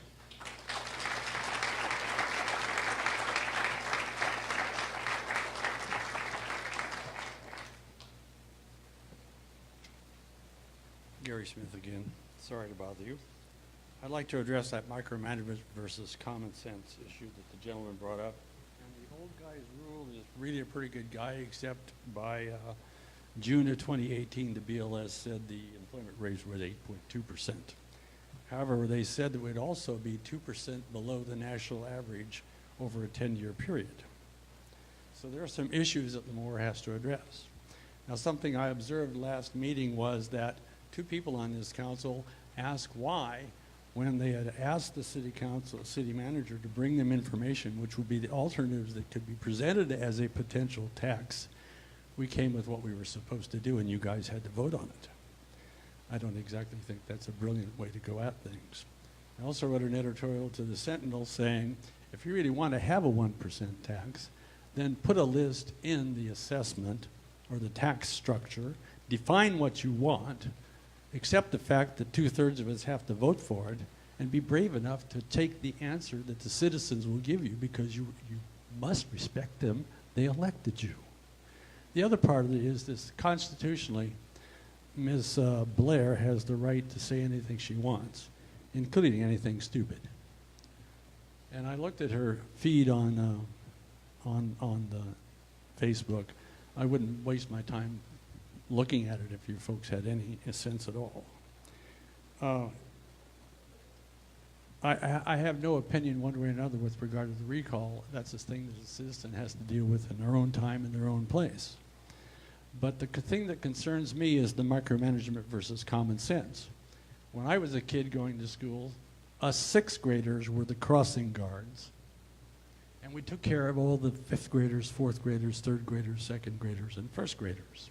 So why are we employing people today to be crossing guards and not allowing the young people to assume responsibilities that help them in their growth? It's the same problem in the church. The church catechizes people, brings them in as members, and then just says, okay, you're here. The wrong thing to do is not to include people in your processes in the city, and this idea that the IRS is going to drive us to have everybody be an employee is a lot of horse manure.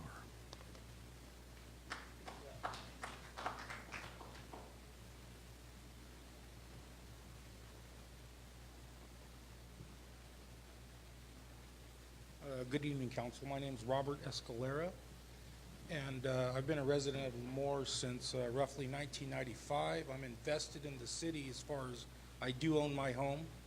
I could have put roots down anywhere. I didn't come from Lemoore. I was born out in Stratford. But I put roots here. I have a family here. My kids all went to school here. And I tried to reach out to my council member via Facebook. I don't know the lady. I've never spoken to her. I did reach out to her, and her only response was that I was insufferable and she did not want to be associated with me. I am demanding representation from a full city council, not just 4. And with that, I would like you to please turn in your resignation. Thank you.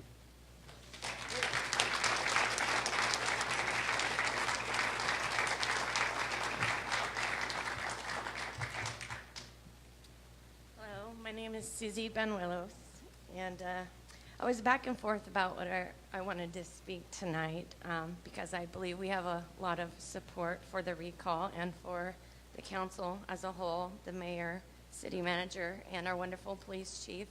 But after sitting in the audience and observing a certain member of council, it's very important. I don't know if the folks on my right can see because of the podium, but Councilmember Blair has been almost the entirety of this meeting, whenever someone speaks in opposition to her, rolling her eyes, making really childish faces, gestures. We have some on video in the pictures. It's just really immature. It goes along with her Facebook post insulting not just her fellow members of council and our mayor and city officials, but the constituents of Lemoore, which is really embarrassing. She was elected at large by Lemoore citizens, and contrary to her constant claims and posting that her district, we all, as Lemoore, voted for her, and we all are coming together to recall her. Yeah, not we all literally.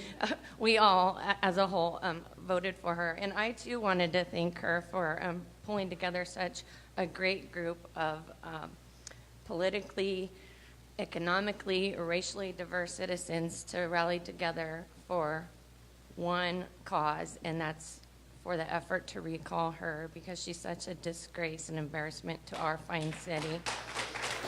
And I will just close with one of her famous hashtags, "Come at me, bro." Well, Lemoore's coming at you.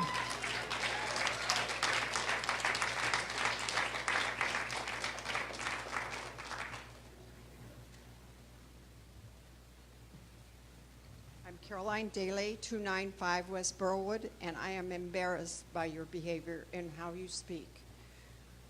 You can close your eyes at me, I don't care.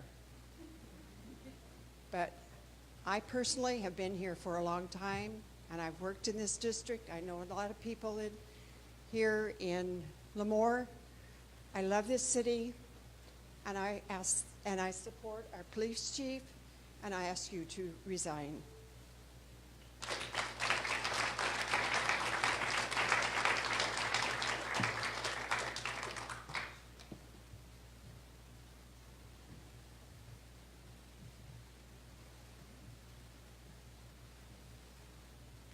Connie Walashin, 523 C Street, Lemoore.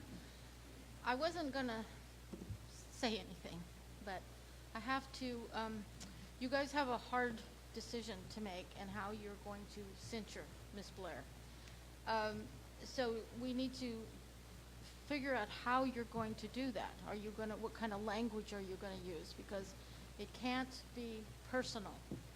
But I've known Ms. Blair for, I don't know, since 2014. And when she first came on the scene, I was very supportive. I thought, wow, this is a great young woman. This is a passionate stuff.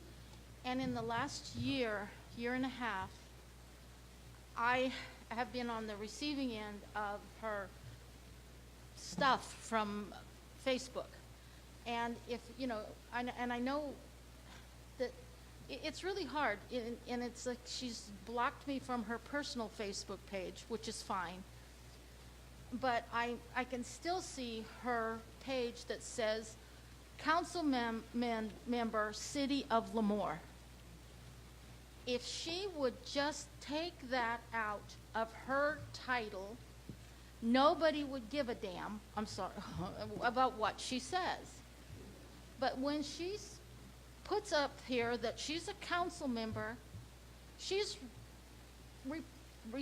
she's representing me.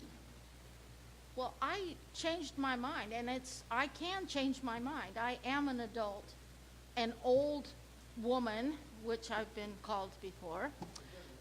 Thank you. And but I'm just terribly upset. You guys have to decide about the innuendos and all of these unfounded threats and speeches that she does. You have to decide about, and it's not just, it's not just the one council member. You have to decide that this is going to go into your code of conduct. But I'm here to say that I am terribly embarrassed and upset that I ever supported her. And I'm going to ask you, if you are so pro Lemoore. That's very encouraging, her eating too. That's really professional. But I'm going to ask you to resign. If you are so concerned about the city of Lemoore and about where we're going, you need to resign. And if not, I have recall papers too that I need to sign. So.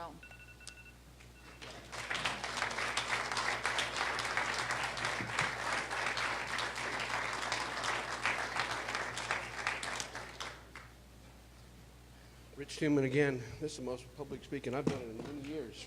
I have a couple questions actually back towards you, because we keep talking about this and different concepts that Councilwoman Blair has posted, and that my fear to you as well is a lot of them has been directed to citizens, our great police chief, our city manager. At what point the comments, when she makes them under the title of city council member, which I agree with this gentleman, she has the right to her opinion, but once she starts selectively calling out people for races, for different parts of what they're doing, creating, when she has no idea that that's true or not, which we have confirmed on many occasions that what she selectively puts down as truth is false. She puts in information and reluctantly puts information to the side that wasn't true. We've called her out on that many a times. But my thing is, what's the liability now to the city? Because how many times is it going to take for one of these citizens to get mad and it's going to come back in your lap? We're going to go back after the city because she's classifying herself as a city council member. Okay? So if you want to put wording in there, you better start putting wording in this censor so that it covers you as a council. Because at some point, the city is going to come back and come after the city for this. Thank you.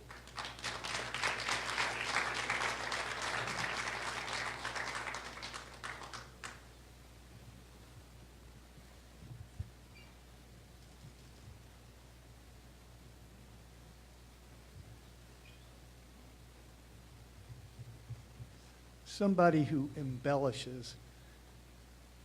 They want to improve a story by adding fictitious details. I feel Ms. Blair is very good at it. I've spoken about the speeding. I've spoken about running the red light, trying to blame somebody else. I was really annoyed by the fact that when Ms. Blair was served papers, and you can correct me if I'm wrong, Ms. Blair, but when you were served papers for the recall, you were over at the parking lot where they were having a car sale by a taco stand on the sidewalk, and yet you decided to take a picture, I guess it's of the Virgin Mary. I'm not Catholic, no disrespect, but I guess it was a statue of the Virgin Mary. And I'm just curious why you didn't point out the other factors that were involved. That concerns me. When I'm finished, you can talk. That concerns me. We need somebody who's mature. We need somebody who has character. And you lack both. The maturity gene has not kicked in for you. I don't know why. I'm sorry. It's failed you. When you disrespect the police chief and the men and women that make it easy for me to go to bed at night and not worry about somebody, while you sit on your Facebook page and say the mayor's a misogynist with no backing as to why he is, when you call him a racist because he quoted something you wrote and you want to make him the bad person, I'm talking. That's wrong. When you insult the community that you are supposed to represent, you're missing the boat, ma'am, because they're not ignorant. And you're not the only one that has a degree. Okay? So keep that in mind. So do us a favor, resign so we don't have to go through all that. Get the woman in you to do the right thing. Okay?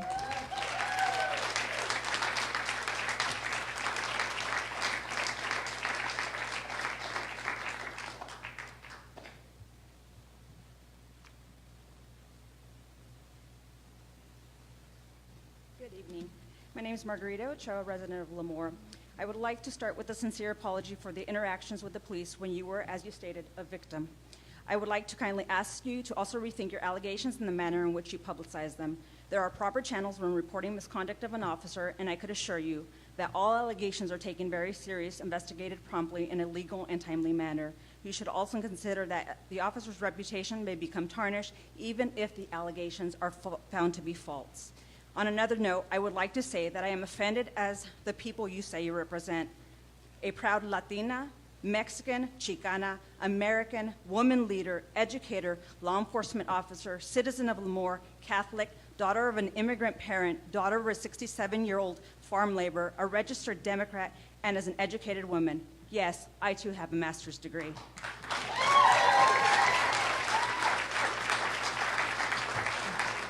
You and I have so much more in common than you know, yet we are so different. You see, I have taken a different direction or approach. You choose to use the word victim when describing yourself. According to the California Penal Code, I too have been a victim. If you ask my childhood friends, they would consider me a survivor of gangs, drugs, and abuse. I made the decision a long time ago not to consider myself a victim nor a survivor, but a warrior with a cause, and that is to serve and protect those who cannot protect themselves. You see, growing up, I too was poor, as you say you were. Yet, I didn't know until I was older. My parents never let me know. They encouraged hard work, demanded respect, taught me to live with integrity and ethics, appreciate what we had or now have, and to help those who didn't. As a teenager, I grew up hating the police because my perception was just that, my perception that I was being harassed. It took me not being part of the problem, but becoming part of the solution to understand that perception is not always reality. So I would encourage you to do the same, be part of the solution and not the problem. Get to know the men and women of Lemoore Police Department. We all have a story. Although I have heard, I have read, I have seen many of your negative opinions and behaviors of how we do business at our department, I know those to be only your opinion. I don't think I need to explain that in our department, building relationships in our community is a priority. I think our actions speak louder than words. As a matter of fact, I recall a photo of you attending Coffee with a Cop and that function. Thank you for the partaking. And I know at the end of the day, no matter how you feel and the statements you make about us, that we will still take a bullet to protect you, because that is what we signed up to do, to serve and protect. I was told a long time ago that I would never make it very far because I had an opinion. I made it a point to have a voice for those who didn't. That did not stop me, but rather lit a fire under me. That is why I'm here today, asking that you reconsider the method of your delivery. You have a great platform. Use it for the betterment of those you represent. Our community deserves better. In the words of Mother Teresa, not all of us can do great things, but we can do small things with great love. Thank you.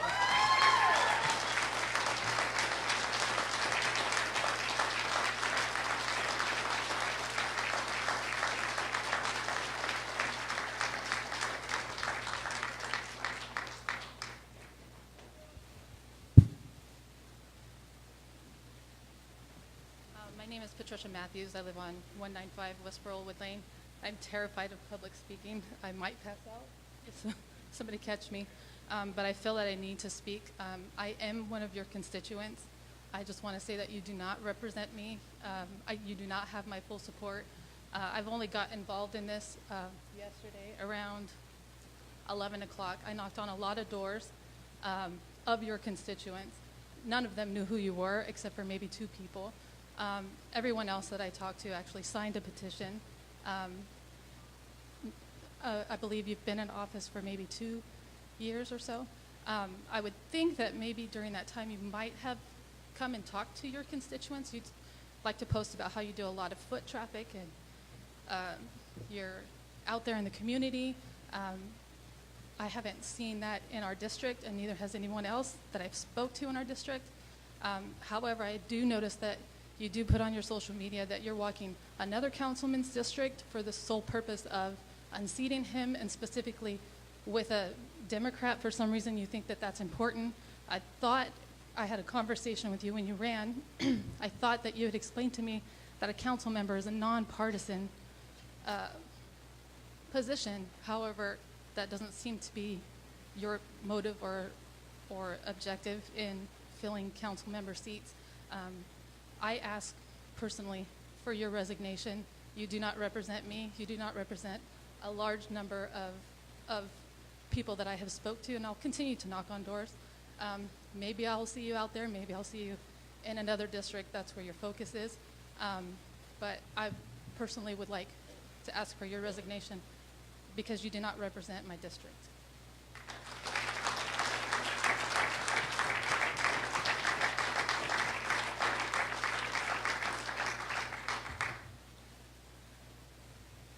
I talk a whole lot more than she does.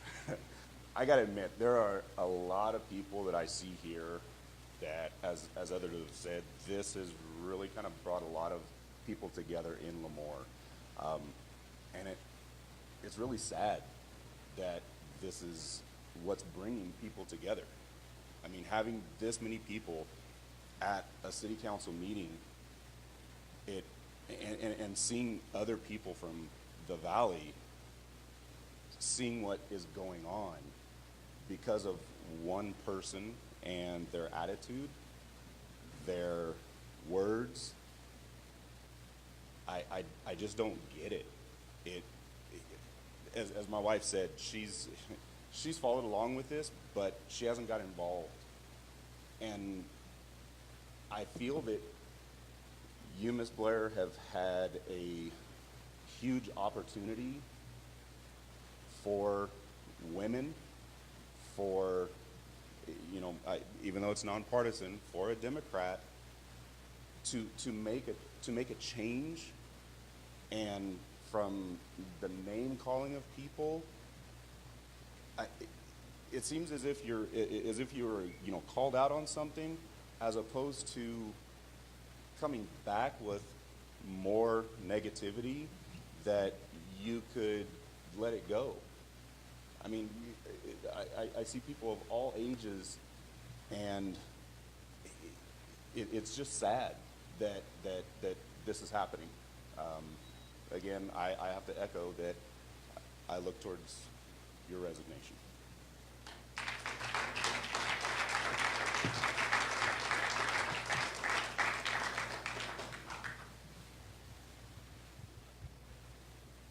Okay, seeing no other, okay.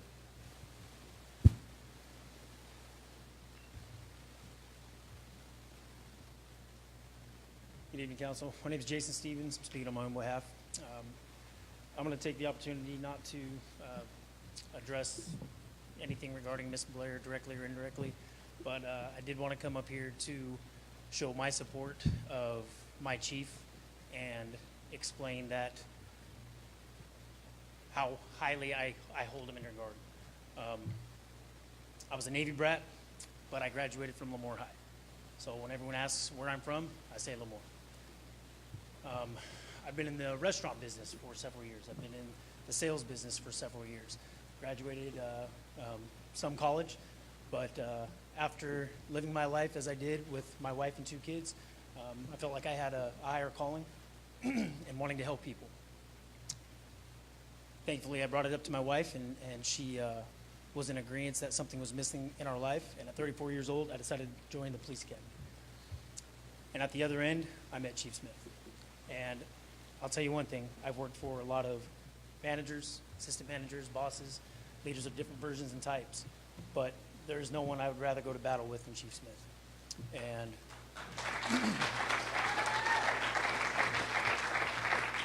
I just want it to be known that the fact that any kind of character issues, morals, ethics, or any sorts of characteristics of those natures be brought into question on Mr. Olson's side or Chief Smith's side, I find pretty erroneous. So I just wanted to make sure I made it clear how I felt. I love Chief Smith. So, thank you. Mr. Stevens, Officer Stevens, can you come forward, please? I just want to ask you a question. So we've had 3 members of the police department come forward and speak very highly of the department and the chief. Do you know of any members in the department that would disagree with what you 3 have said? Absolutely not. And it's because of Chief Smith that I can say that with full confidence and honesty, because he's created the culture in the department that we work for, and I don't think you would find an answer in that department that would say they would have it any other way. Thank you. Thank you.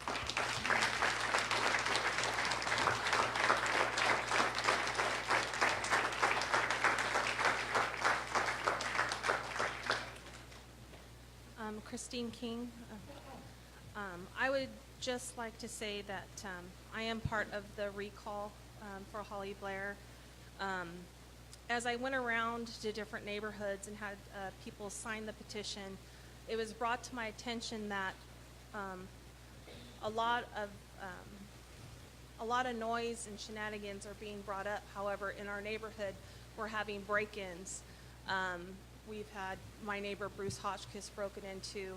My neighbor Coach Bob Clement was broken into. And they want to know why those issues are not being addressed. Why are we having all of these things happening that we're talking about recalling Holly Blair, when those are things that need to be brought up. Everyone that I spoke to, and everyone was in agreement. We have high regards with our mayor, high regards to our chief of police. We had a break-in in April. When I called 911, the police were there in under 60 seconds in my neighborhood. And so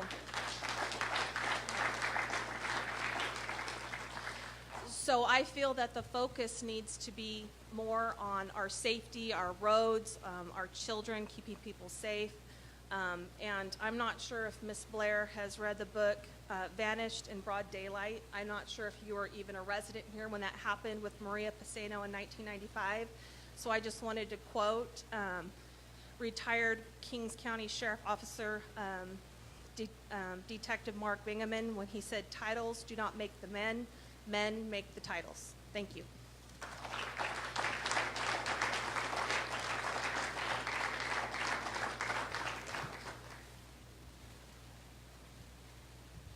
Okay, looks like there's no more public comment. So I'm going to bring it back to the council for discussion. So we do have a difficult decision and a process. Not only do we have to decide whether or not there's going to be a censor, but what form, if we decide that, for what reason. So I'm opening up to discussion and comment from all of you and decide what we're going to do here.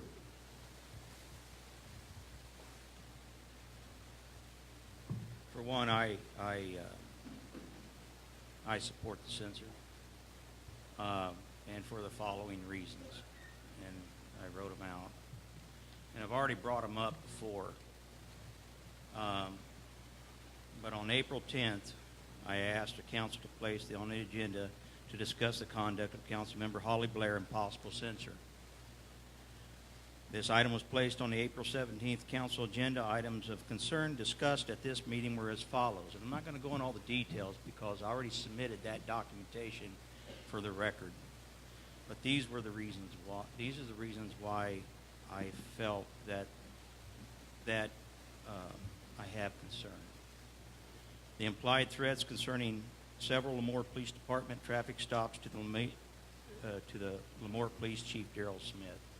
And that was concerning that email and other things. And all that documentation is already submitted for record. Threat of further discussion with the city manager or council if resolution was not found concerning the Lemoore Police Department traffic stops. Once again, talking about those traffic stops, and if resolution wasn't found, they were going to go further. Comments made via social media using your official title as Holly Blair, Council Member, City of Lemoore. You have your First Amendment rights, but when you're, as a council member, I feel that you're representing the entire city, and your comments, and even my comments, and the other council members' comments, we're representing the people of Lemoore. I take this position very seriously. I work for you, okay? And if you say that I'm wrong, let me know, and I'll apologize to you. But I really do feel this way. It's sad. I don't like doing this. Comments via social media concerning our senior citizens and other attending manager roundtable meetings. Once again, that's all on public testimony. That's on Facebook. That's been recorded. Councilmember Blair, abuse of power as a council member. I think these items are abuse of her power. Email from Councilmember Blair. This was submitted for public record on that same April 17th April 17th. Email from Councilmember Blair while acting as elected position as a chair of the Kings County Democratic Party, signing the email as chair, Kings County Democratic Central Committee, but also signing this as council member, City of Lemoore. We're a nonpartisan organization here. We represent everybody. Intimidation, disrespect, and bullying of certain citizens of Lemoore during council meetings. I'll just leave that go. Now, from April 17th till today, during the July 17th, 2018 council meeting, Councilmember Blair questioned the relationship between the city manager and the chief police concerning their kids dating and issues of nepotism. Councilmember Blair asked for consensus of council to hire an independent investigator to look into this matter. Councilmember discussed the issue and found her claim. Council discussed the issue and found her claim to have no merit, and we did not agree with her accusations. I have repeatedly asked for proof with no results. I keep asking, show me the proof, show me the money, show me something. All I get, I don't get anything. These actions hurt our cities and discredits our city and our police department. The chief police asked Councilmember Blair to please stop with these actions. To date, there has only been verbal statements from you with no proof of a conspiracy. Since then, Councilmember Blair has continued her attack on the chief of police, city manager, and the mayor on social media and television, latest Channel 24, stating there is a conspiracy against her from these individuals. This is hurting our city. We got better things to do. We got economic development. We got to roll up our sleeves and get to work. Wastewater, water. Once again, economic development, infrastructure. We have to get this. This is what the people expect us to do. Not spend our time. And this hurts our city. I feel it hurts our city. And I don't hate you. I just want it to stop. I just want it to stop. So these are the reasons for censure that I see. I'll submit this for record. And I'm asking for written censure.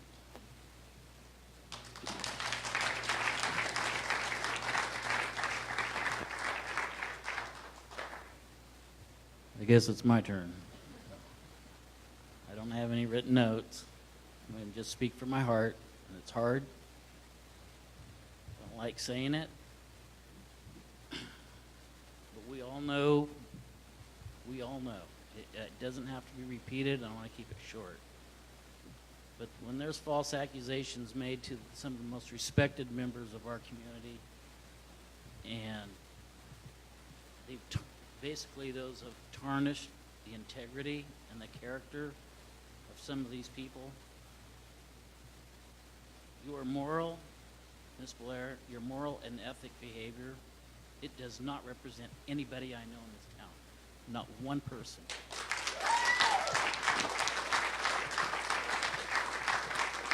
Our city is proud, our city is great, and what you've done to scar it is absolutely terrible. You're a liability to our city right now, and you're hurting economic development. People don't want to come here because of our council.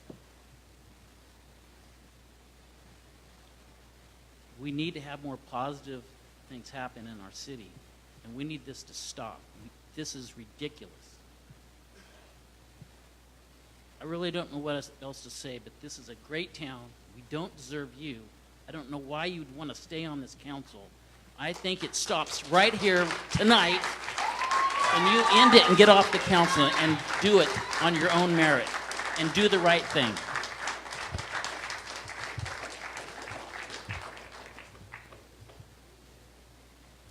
How you guys doing? I see. It's hot in here. I don't know if it's because of my jacket or it's so heat out there right now. Anyway, I want to say it's trying time right now. We're dealing with trying time. We had two tragedies in Kings County. I'm not just saying it, just be saying it. I mean, I don't like saying we have bigger fish to fry, but I also said the Bible speaks of answer a fool according to their folly.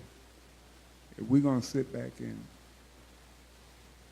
speak on foolish things when we know our city is not a foolish city. I know Chief is a great man. I know we have a great police department. I know we have great citizens here. It's a lot of times I got my feelings hurt, but I didn't put it on display. I'm from Lemoore. I went to Lemoore Elementary, born and raised. My family came from here all the way back from the 40s. I mean, this is where I am. And I'm not going to cry over spilled milk. I don't agree with nothing that was put on our police department. I said that too. It's on record. I also said around 8 years ago, 7 years ago, the council before this, I tried to put a censor in place. Councilman Brown was around when I tried to put one in place before because I seen this coming. Well, we could have got sued many times.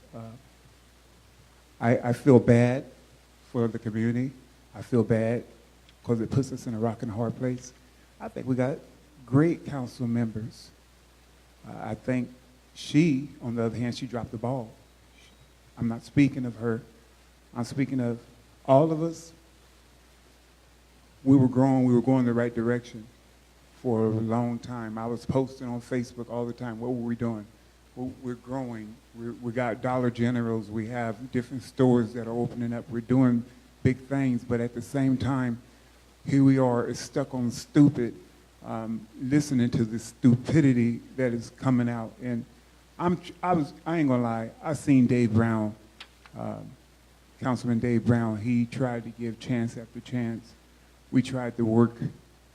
We tried. I'm embarrassed. I just want to let everybody know I'm not for putting down our police department. I'm not. And then we can flip the script. We can flip the door swings both ways. I'm for supporting our fire department as well. And so I'm for all of Lemoore, not just part of Lemoore. We might be districts now, but I'm for all Lemoore. And I'm sorry that this took place. I'm sorry that you guys are a nervous wreck right now. You guys dealt with a lot of things. We had 2 deaths that came about. I just came from 2 funerals, and it was a sad time. Although I seen all my friends that I graduated with from MIQ, Lemoore Elementary, Central Union, Middle Lane, PW involved. And it's just, we need to stick together in this trying time. And yes, I agree with censoring her quick with a hurry. And at the same time, I can do this. I can put myself out there. You guys don't have to put yourself out there. You can even censor me. I mean, I want to be held accountable for anything I do too. You know, I want to be where, let all the council be accountable for things that they do. Because sometimes we feel that I'm not knocking her. She don't think before she speak on certain things. She goes out there and she goes at it. She's going to tell you, you can't be like that. And another thing is, if you go into politics, when you're elected official, you got to have thick skin too. You got to know when people are going to call you all kinds, you're going to get celebrated, but then you're going to get denigrated at the same time. That goes for the police department. That goes for all of us. You know, the Bible says he ran on the just as well as the unjust. So I'm just saying this. I censor her, and if you want to put a censor on me, you could do the same for me as well. I'm just saying I want to be held accountable. God bless. Ms. Blair.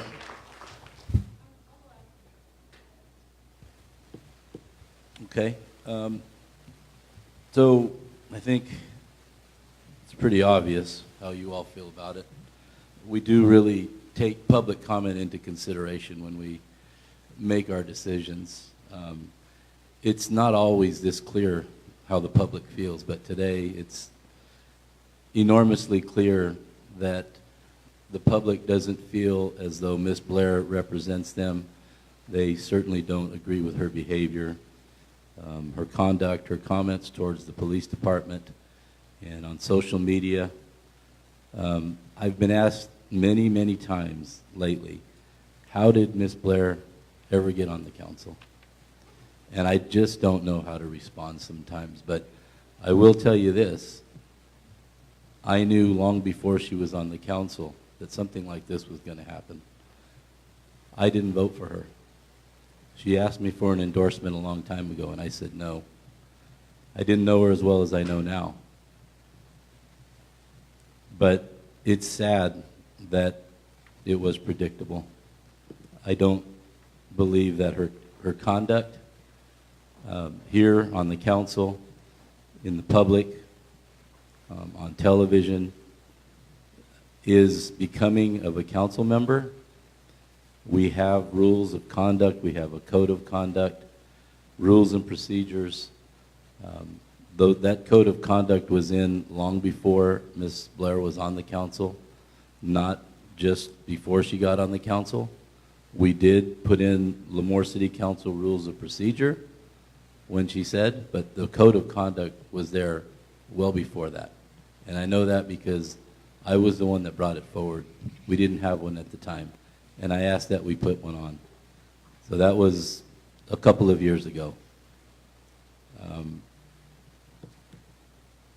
And I think, if I'm not mistaken, Madam Clerk, is Ms. Blair the only one of us council members that has not signed that code of conduct still?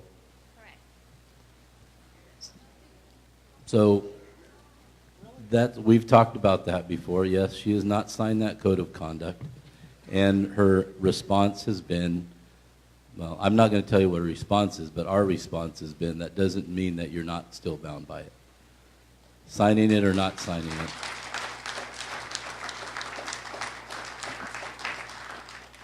It doesn't mean that you're not bound by it.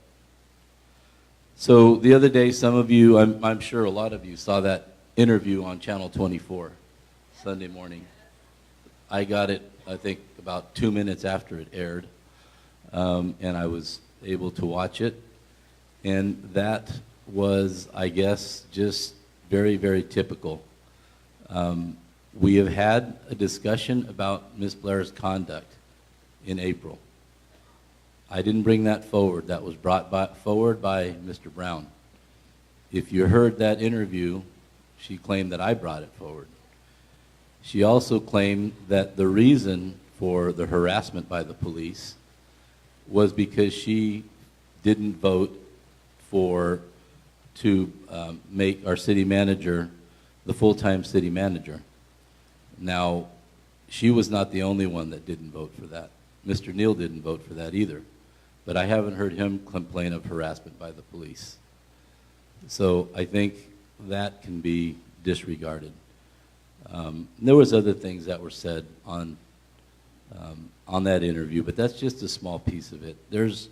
I don't even know where to start, to be honest with you, as far as what the censor should say or where it should say. I mean, every single page I look at this rules of procedures, I could find a specific violation based upon her behavior. I'm just going to read a couple things that I do want to enter into the record and make them hopefully part of the reason why we're censoring her. This is on, I think it's your Facebook page, Ms. Blair. Holly Andrade Blair, council member, City of Lemoore. It says, what a difference it makes when you have a good being all caps, leadership in a city, and officers are allowed to build trust within their community instead of growing fear. Hashtag, it starts at the top, hashtag, out of touch leader needs to go, leaders need to go, hashtag, I support a lip sync challenge in Lemoore. So I think we've heard from the police department. That's been specifically refuted. I would say that probably no one over there believes that they don't have good leadership. So I would like that in there to show blatant dishonesty. I don't know how else to put it. I don't know what else to call it. I won't use that term, but there are many instances of comments that Ms. Blair had made about me, about all of us council members that I've seen, and many that you have not seen, degrading us, calling us names, simply because we disagree with her on certain things. Here's another one that I want to read and would like to make part of the record. Another Holly Andrade Blair, council member, City of Lemoore. You can threaten me all you want, but I will not remain silent. I have an obligation, in all caps, to tell the public all that I know. I suppose the best way to do that will be to take everything I know and host a conversation here on social media. Let's put it all out there and let the public decide, ? I'm working on a public post now. Expect a full statement by morning. That was July 19th at 5:06 p.m., and I don't think there's been a full statement since. I think the public has spoken today. I think they have decided what they want to do. Ms. Blair, on many occasions,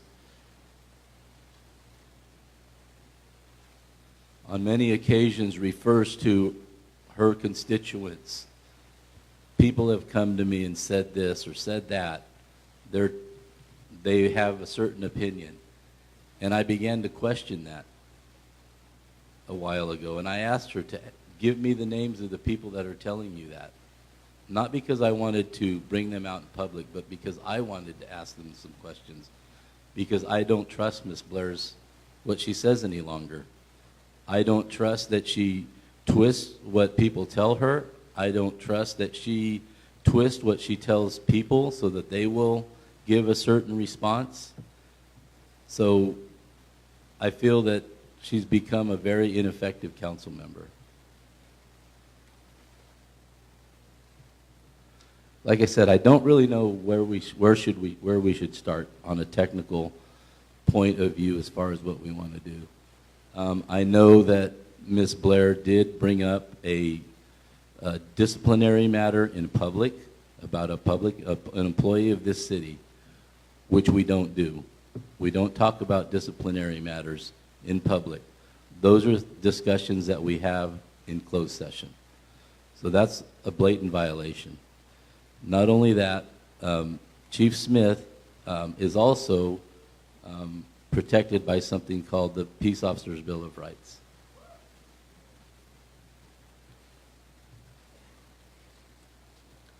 And that's obviously been violated as well. So you're right, we have to protect our city.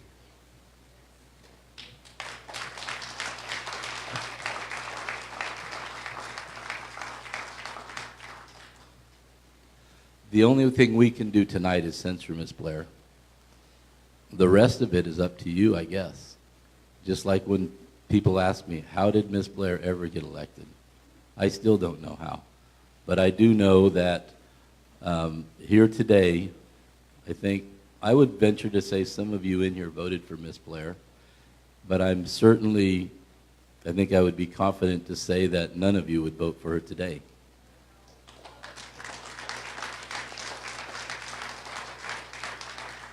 So as far as the censure and how we're going to, the mechanics of all that, I think maybe we should have some more discussion here tonight with our city attorney, but I am definitely in favor of a censure. And Ms. Blair, I would also ask, in all sincerity, because I think you are going to be completely ineffective for the rest of the term. And I think to do the right thing for the public, for the people of Lemoore, to save us from a recall, to save us the cost of a recall, because there will be a cost. I will tell you that. There will be a cost that the city has to pay. But if enough people sign the recall petition, we are bound by law to bring that forward for an election. So, Ms. Blair, you say you care about this city. I would really ask today that you resign immediately, effective today. Okay, so ready to make the comment now? Hold on. I'm not done.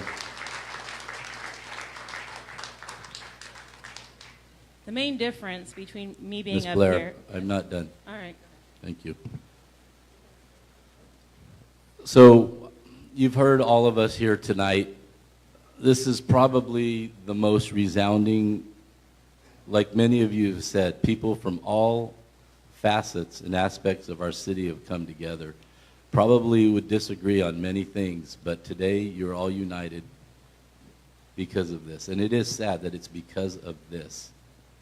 We have so many more important things to do. We are desperately trying to think of ways and bring businesses to our city to generate revenue, economic development, and developers, people that are willing to invest their money in our city, because that's what they're doing. They're taking a chance when they come here. They invest their money in our city. They want to know that we have a stable council, a council that is rational, that is fair, that considers things in a manner where they are open to all sides of the question, and then ultimately make a decision. I have not seen, in 4 years, I've not seen this much unity on a subject matter that's come before us. So I just, like I said, this is all we can do is censor Ms. Blair. The rest is going to be up to you. I just hope we don't have to do that. Thank you.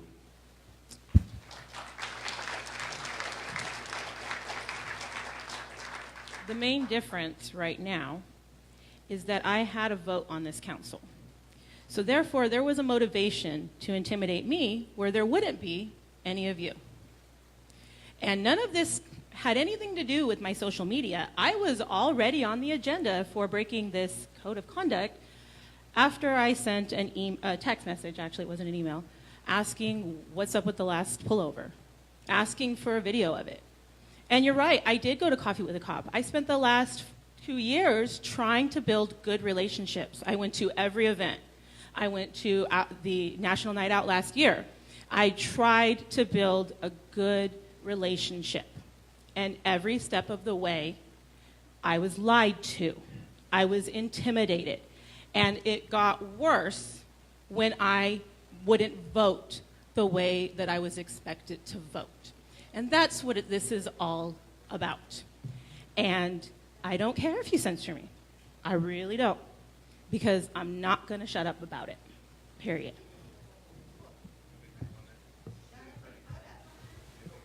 Chief Smith, would you like to make a comment, Chief Smith? So I'm going to keep it legal tonight. Last meeting you heard me make a statement, and that statement was probably a lot of things that everyone in the community, not everyone, but the majority of our community wanted to say. And I said them because they're all true. I will make a comment that Ms. Blair is afforded the luxury of due process.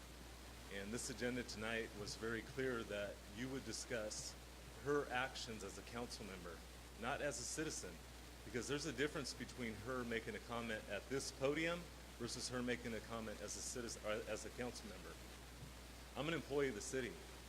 Mayor, as you correctly pointed out, I'm an employee afforded personnel rules and regulation and certain rights. My officers are also afforded those certain rights. So I'm not going to hold the trial here tonight, but if I did, all the people in this audience would probably vote in favor to convict Ms. Blair. I'll leave it at that. But what I will point out is I will defend my officers here tonight because, number one, I'm going to point out I believe she just violated the Brown Act. And I say that because I'm afforded government code section tells me that if me or any other employee of the city is brought up in a council meeting in this agenda, I have to be notified 24 hours in advance. I did not receive that notification. I love this city. This city is subjecting themselves to liability by having her on the council.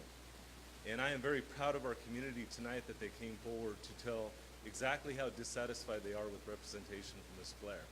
So again, I point out that I just want council to be very, very,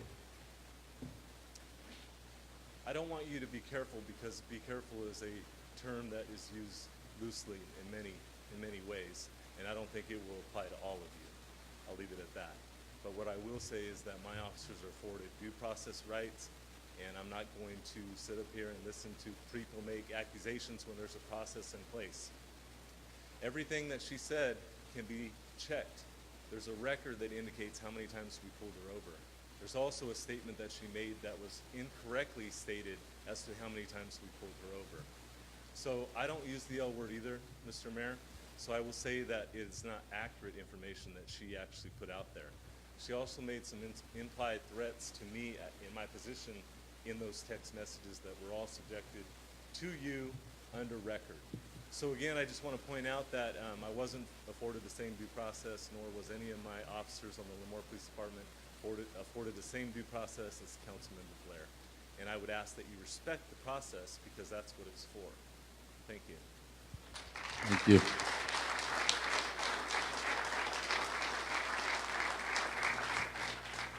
I would also like to let the council know that Chief Smith ran for county supervisor and is listed as a politician on his social media. He's a public figure who is also ran for supervisor in my supervisional district. Blair, please. This is politically motivated.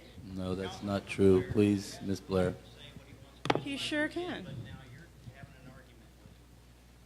Ms. Blair, keep. He did. I'm just making a statement to the council so that we're all aware that he's a public figure, and I have a First Amendment right. The Chief Smith is here as an employee of this city. So that's how we will address in that manner. Is there anything else you'd like to say, Ms. Blair? Yes, I'd also like to point out that Chief Smith had an attorney send me a cease and desist letter, which was absolutely crazy because it completely violated the First Amendment rights that I have and my obligation as an elected to make these points known to the public. And since you have an employee who is issuing attorney threats to our council, not just me, to our council, I would like to know why he wasn't placed on administrative leave until that was sorted out.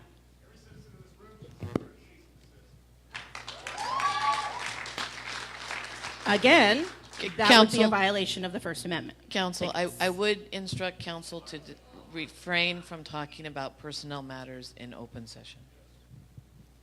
Thank you. So, okay, hold on, please. Point of order, please. Thank you. Tom Reed, 1064 Avenue, Lemoore. I think what we have is we've gone downhill in this discussion. And I think no matter how you feel one way or the other, we need to end that discussion. The council decide if you're going to do a censure, what that format will be. But what we're doing right now is not accomplishing anything. Thank you.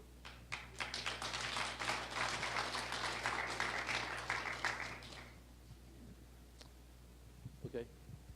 Ms. Van Binsbergen, would you like to comment on this discussion and any suggestions that how we should proceed?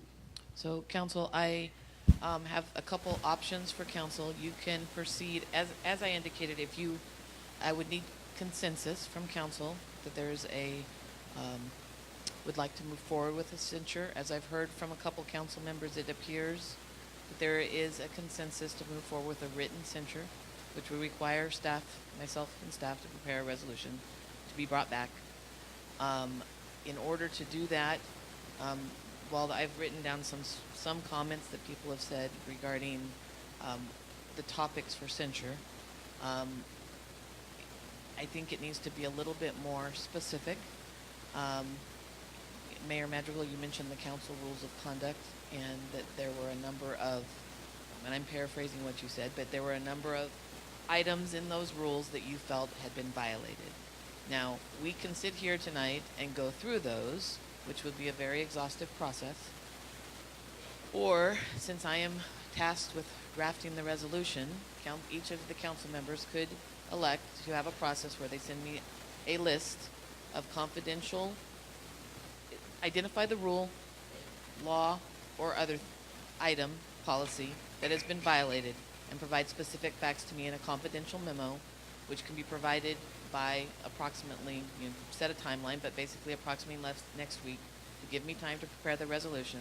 That resolution would then be prepared, served on Ms. Blair, and at the following council meeting, it would be available to the public as well, can be then discussed more specifically and voted upon at that time. I would ask for a motion. Okay, so would someone like to make a motion to basically what the city attorney has said, that we will provide confidential memo to her with the specific codes of conduct sections that we think that have been violated and supporting evidence to go with that, and then she will draft a censure for us to consider at the next meeting. Do I have a motion for that? Before we do, I'd like to say something. Ms. Blair, is this something you want to put our city through?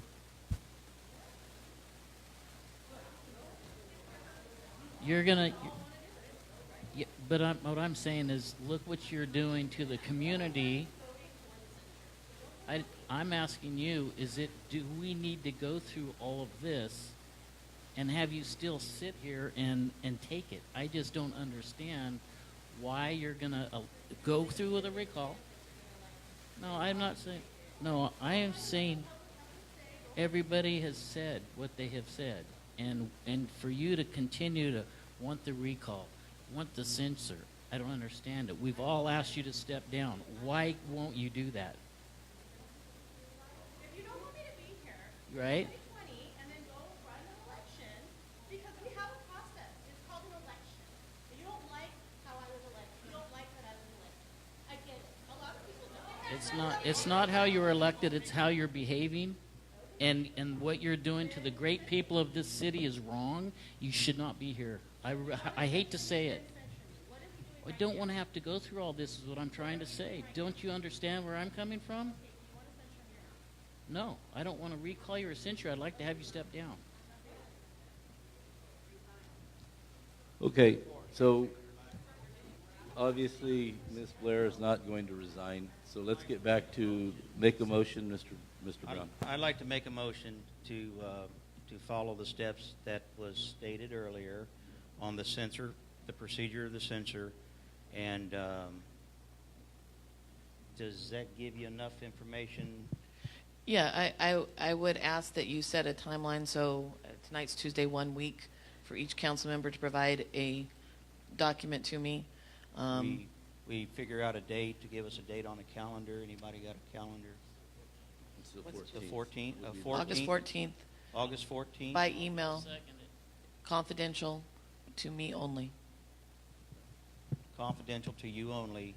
Are reasons why we feel we have reason for censure, and then statement to back up. Correct. Okay, so we have a motion by Mr. Brown and a second by Mr. Chedister. Mr. Brown? Aye. Mr. Chedister? Aye. Mr. Neal? Ms. Blair? And I vote aye. Motion is passed. Okay, thank you everyone for your input. So we will go ahead and move on to the last item on the agenda, which is City Council reports and requests. Ms. Blair. So I have two little ones starting MIQ tomorrow, so everybody please maintain your speeds going down the main street, please. And I am a crossing guard for MIQ as well, so yes, I am out there, and I was out there doing a fundraiser when and people stepped onto church grounds to hand me that letter. That's what that statue was about. I also have three other children in 4 other schools going this next week, and I would hope that everybody enjoys their upcoming school year. The only thing I got to report out, because we as council members do go to different boards and meetings and stuff. So I attended the Kings County Economic Development Commission or Corporation Board last month. I've submitted for record some of the things that that Kings EDC is looking at for Kings County, and some of these things are for Lemoore or industrial parks. For the Kings or Business Industry Park in Lemoore, there's some hydrogen manufacturing. There's a construction products manufacturer, some other things. So if you want, this is going to be set for record, so you can go back to the to our website and you can look at this. And then there's also a chart in there on where Kings EDC also gives out agricultural loans, land fund loans, and economic development administrative loans for businesses to start up. So with those, it shows that they did make loans to Lemoore, Hanford, Corcoran, and Armona. So what I'm bringing this up is because we're talking about economic development, things of that nature. This is good for our city. I attended the CART meeting, the CART bus meeting. I have nothing to report out on that, and then the Groundwater Sustainment Act meeting. I have nothing to report out on that. So no report. I want you guys to stay mindful about our ex-mayor and Joe Avila. Keep their families in prayer. This is trying time for them. And I'm not going to never forget, although we didn't see eye to eye on certain politics, I loved my school little boy all my life. I broke his collarbone. He always would give me a hard time about that. And Pop Warner. That was me and Billy. Me and Billy had some great times, great memories when I went to the funeral. I'm seeing Gary Leisure,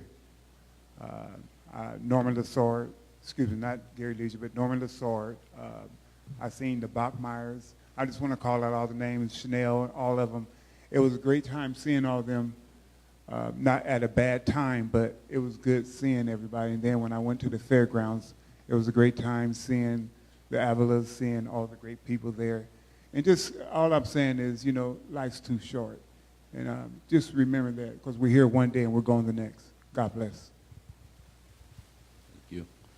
I'd just like to compliment and thank the police department and everyone else that was involved for National Night Out event today at Heritage Park. I think that was the best one that we've had yet. I really appreciate all the work that went into that. I know there's a lot of work in the background to make such an event like that.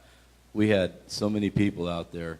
We've done it a little differently in the past where they were done at individual homes that people had volunteered to do.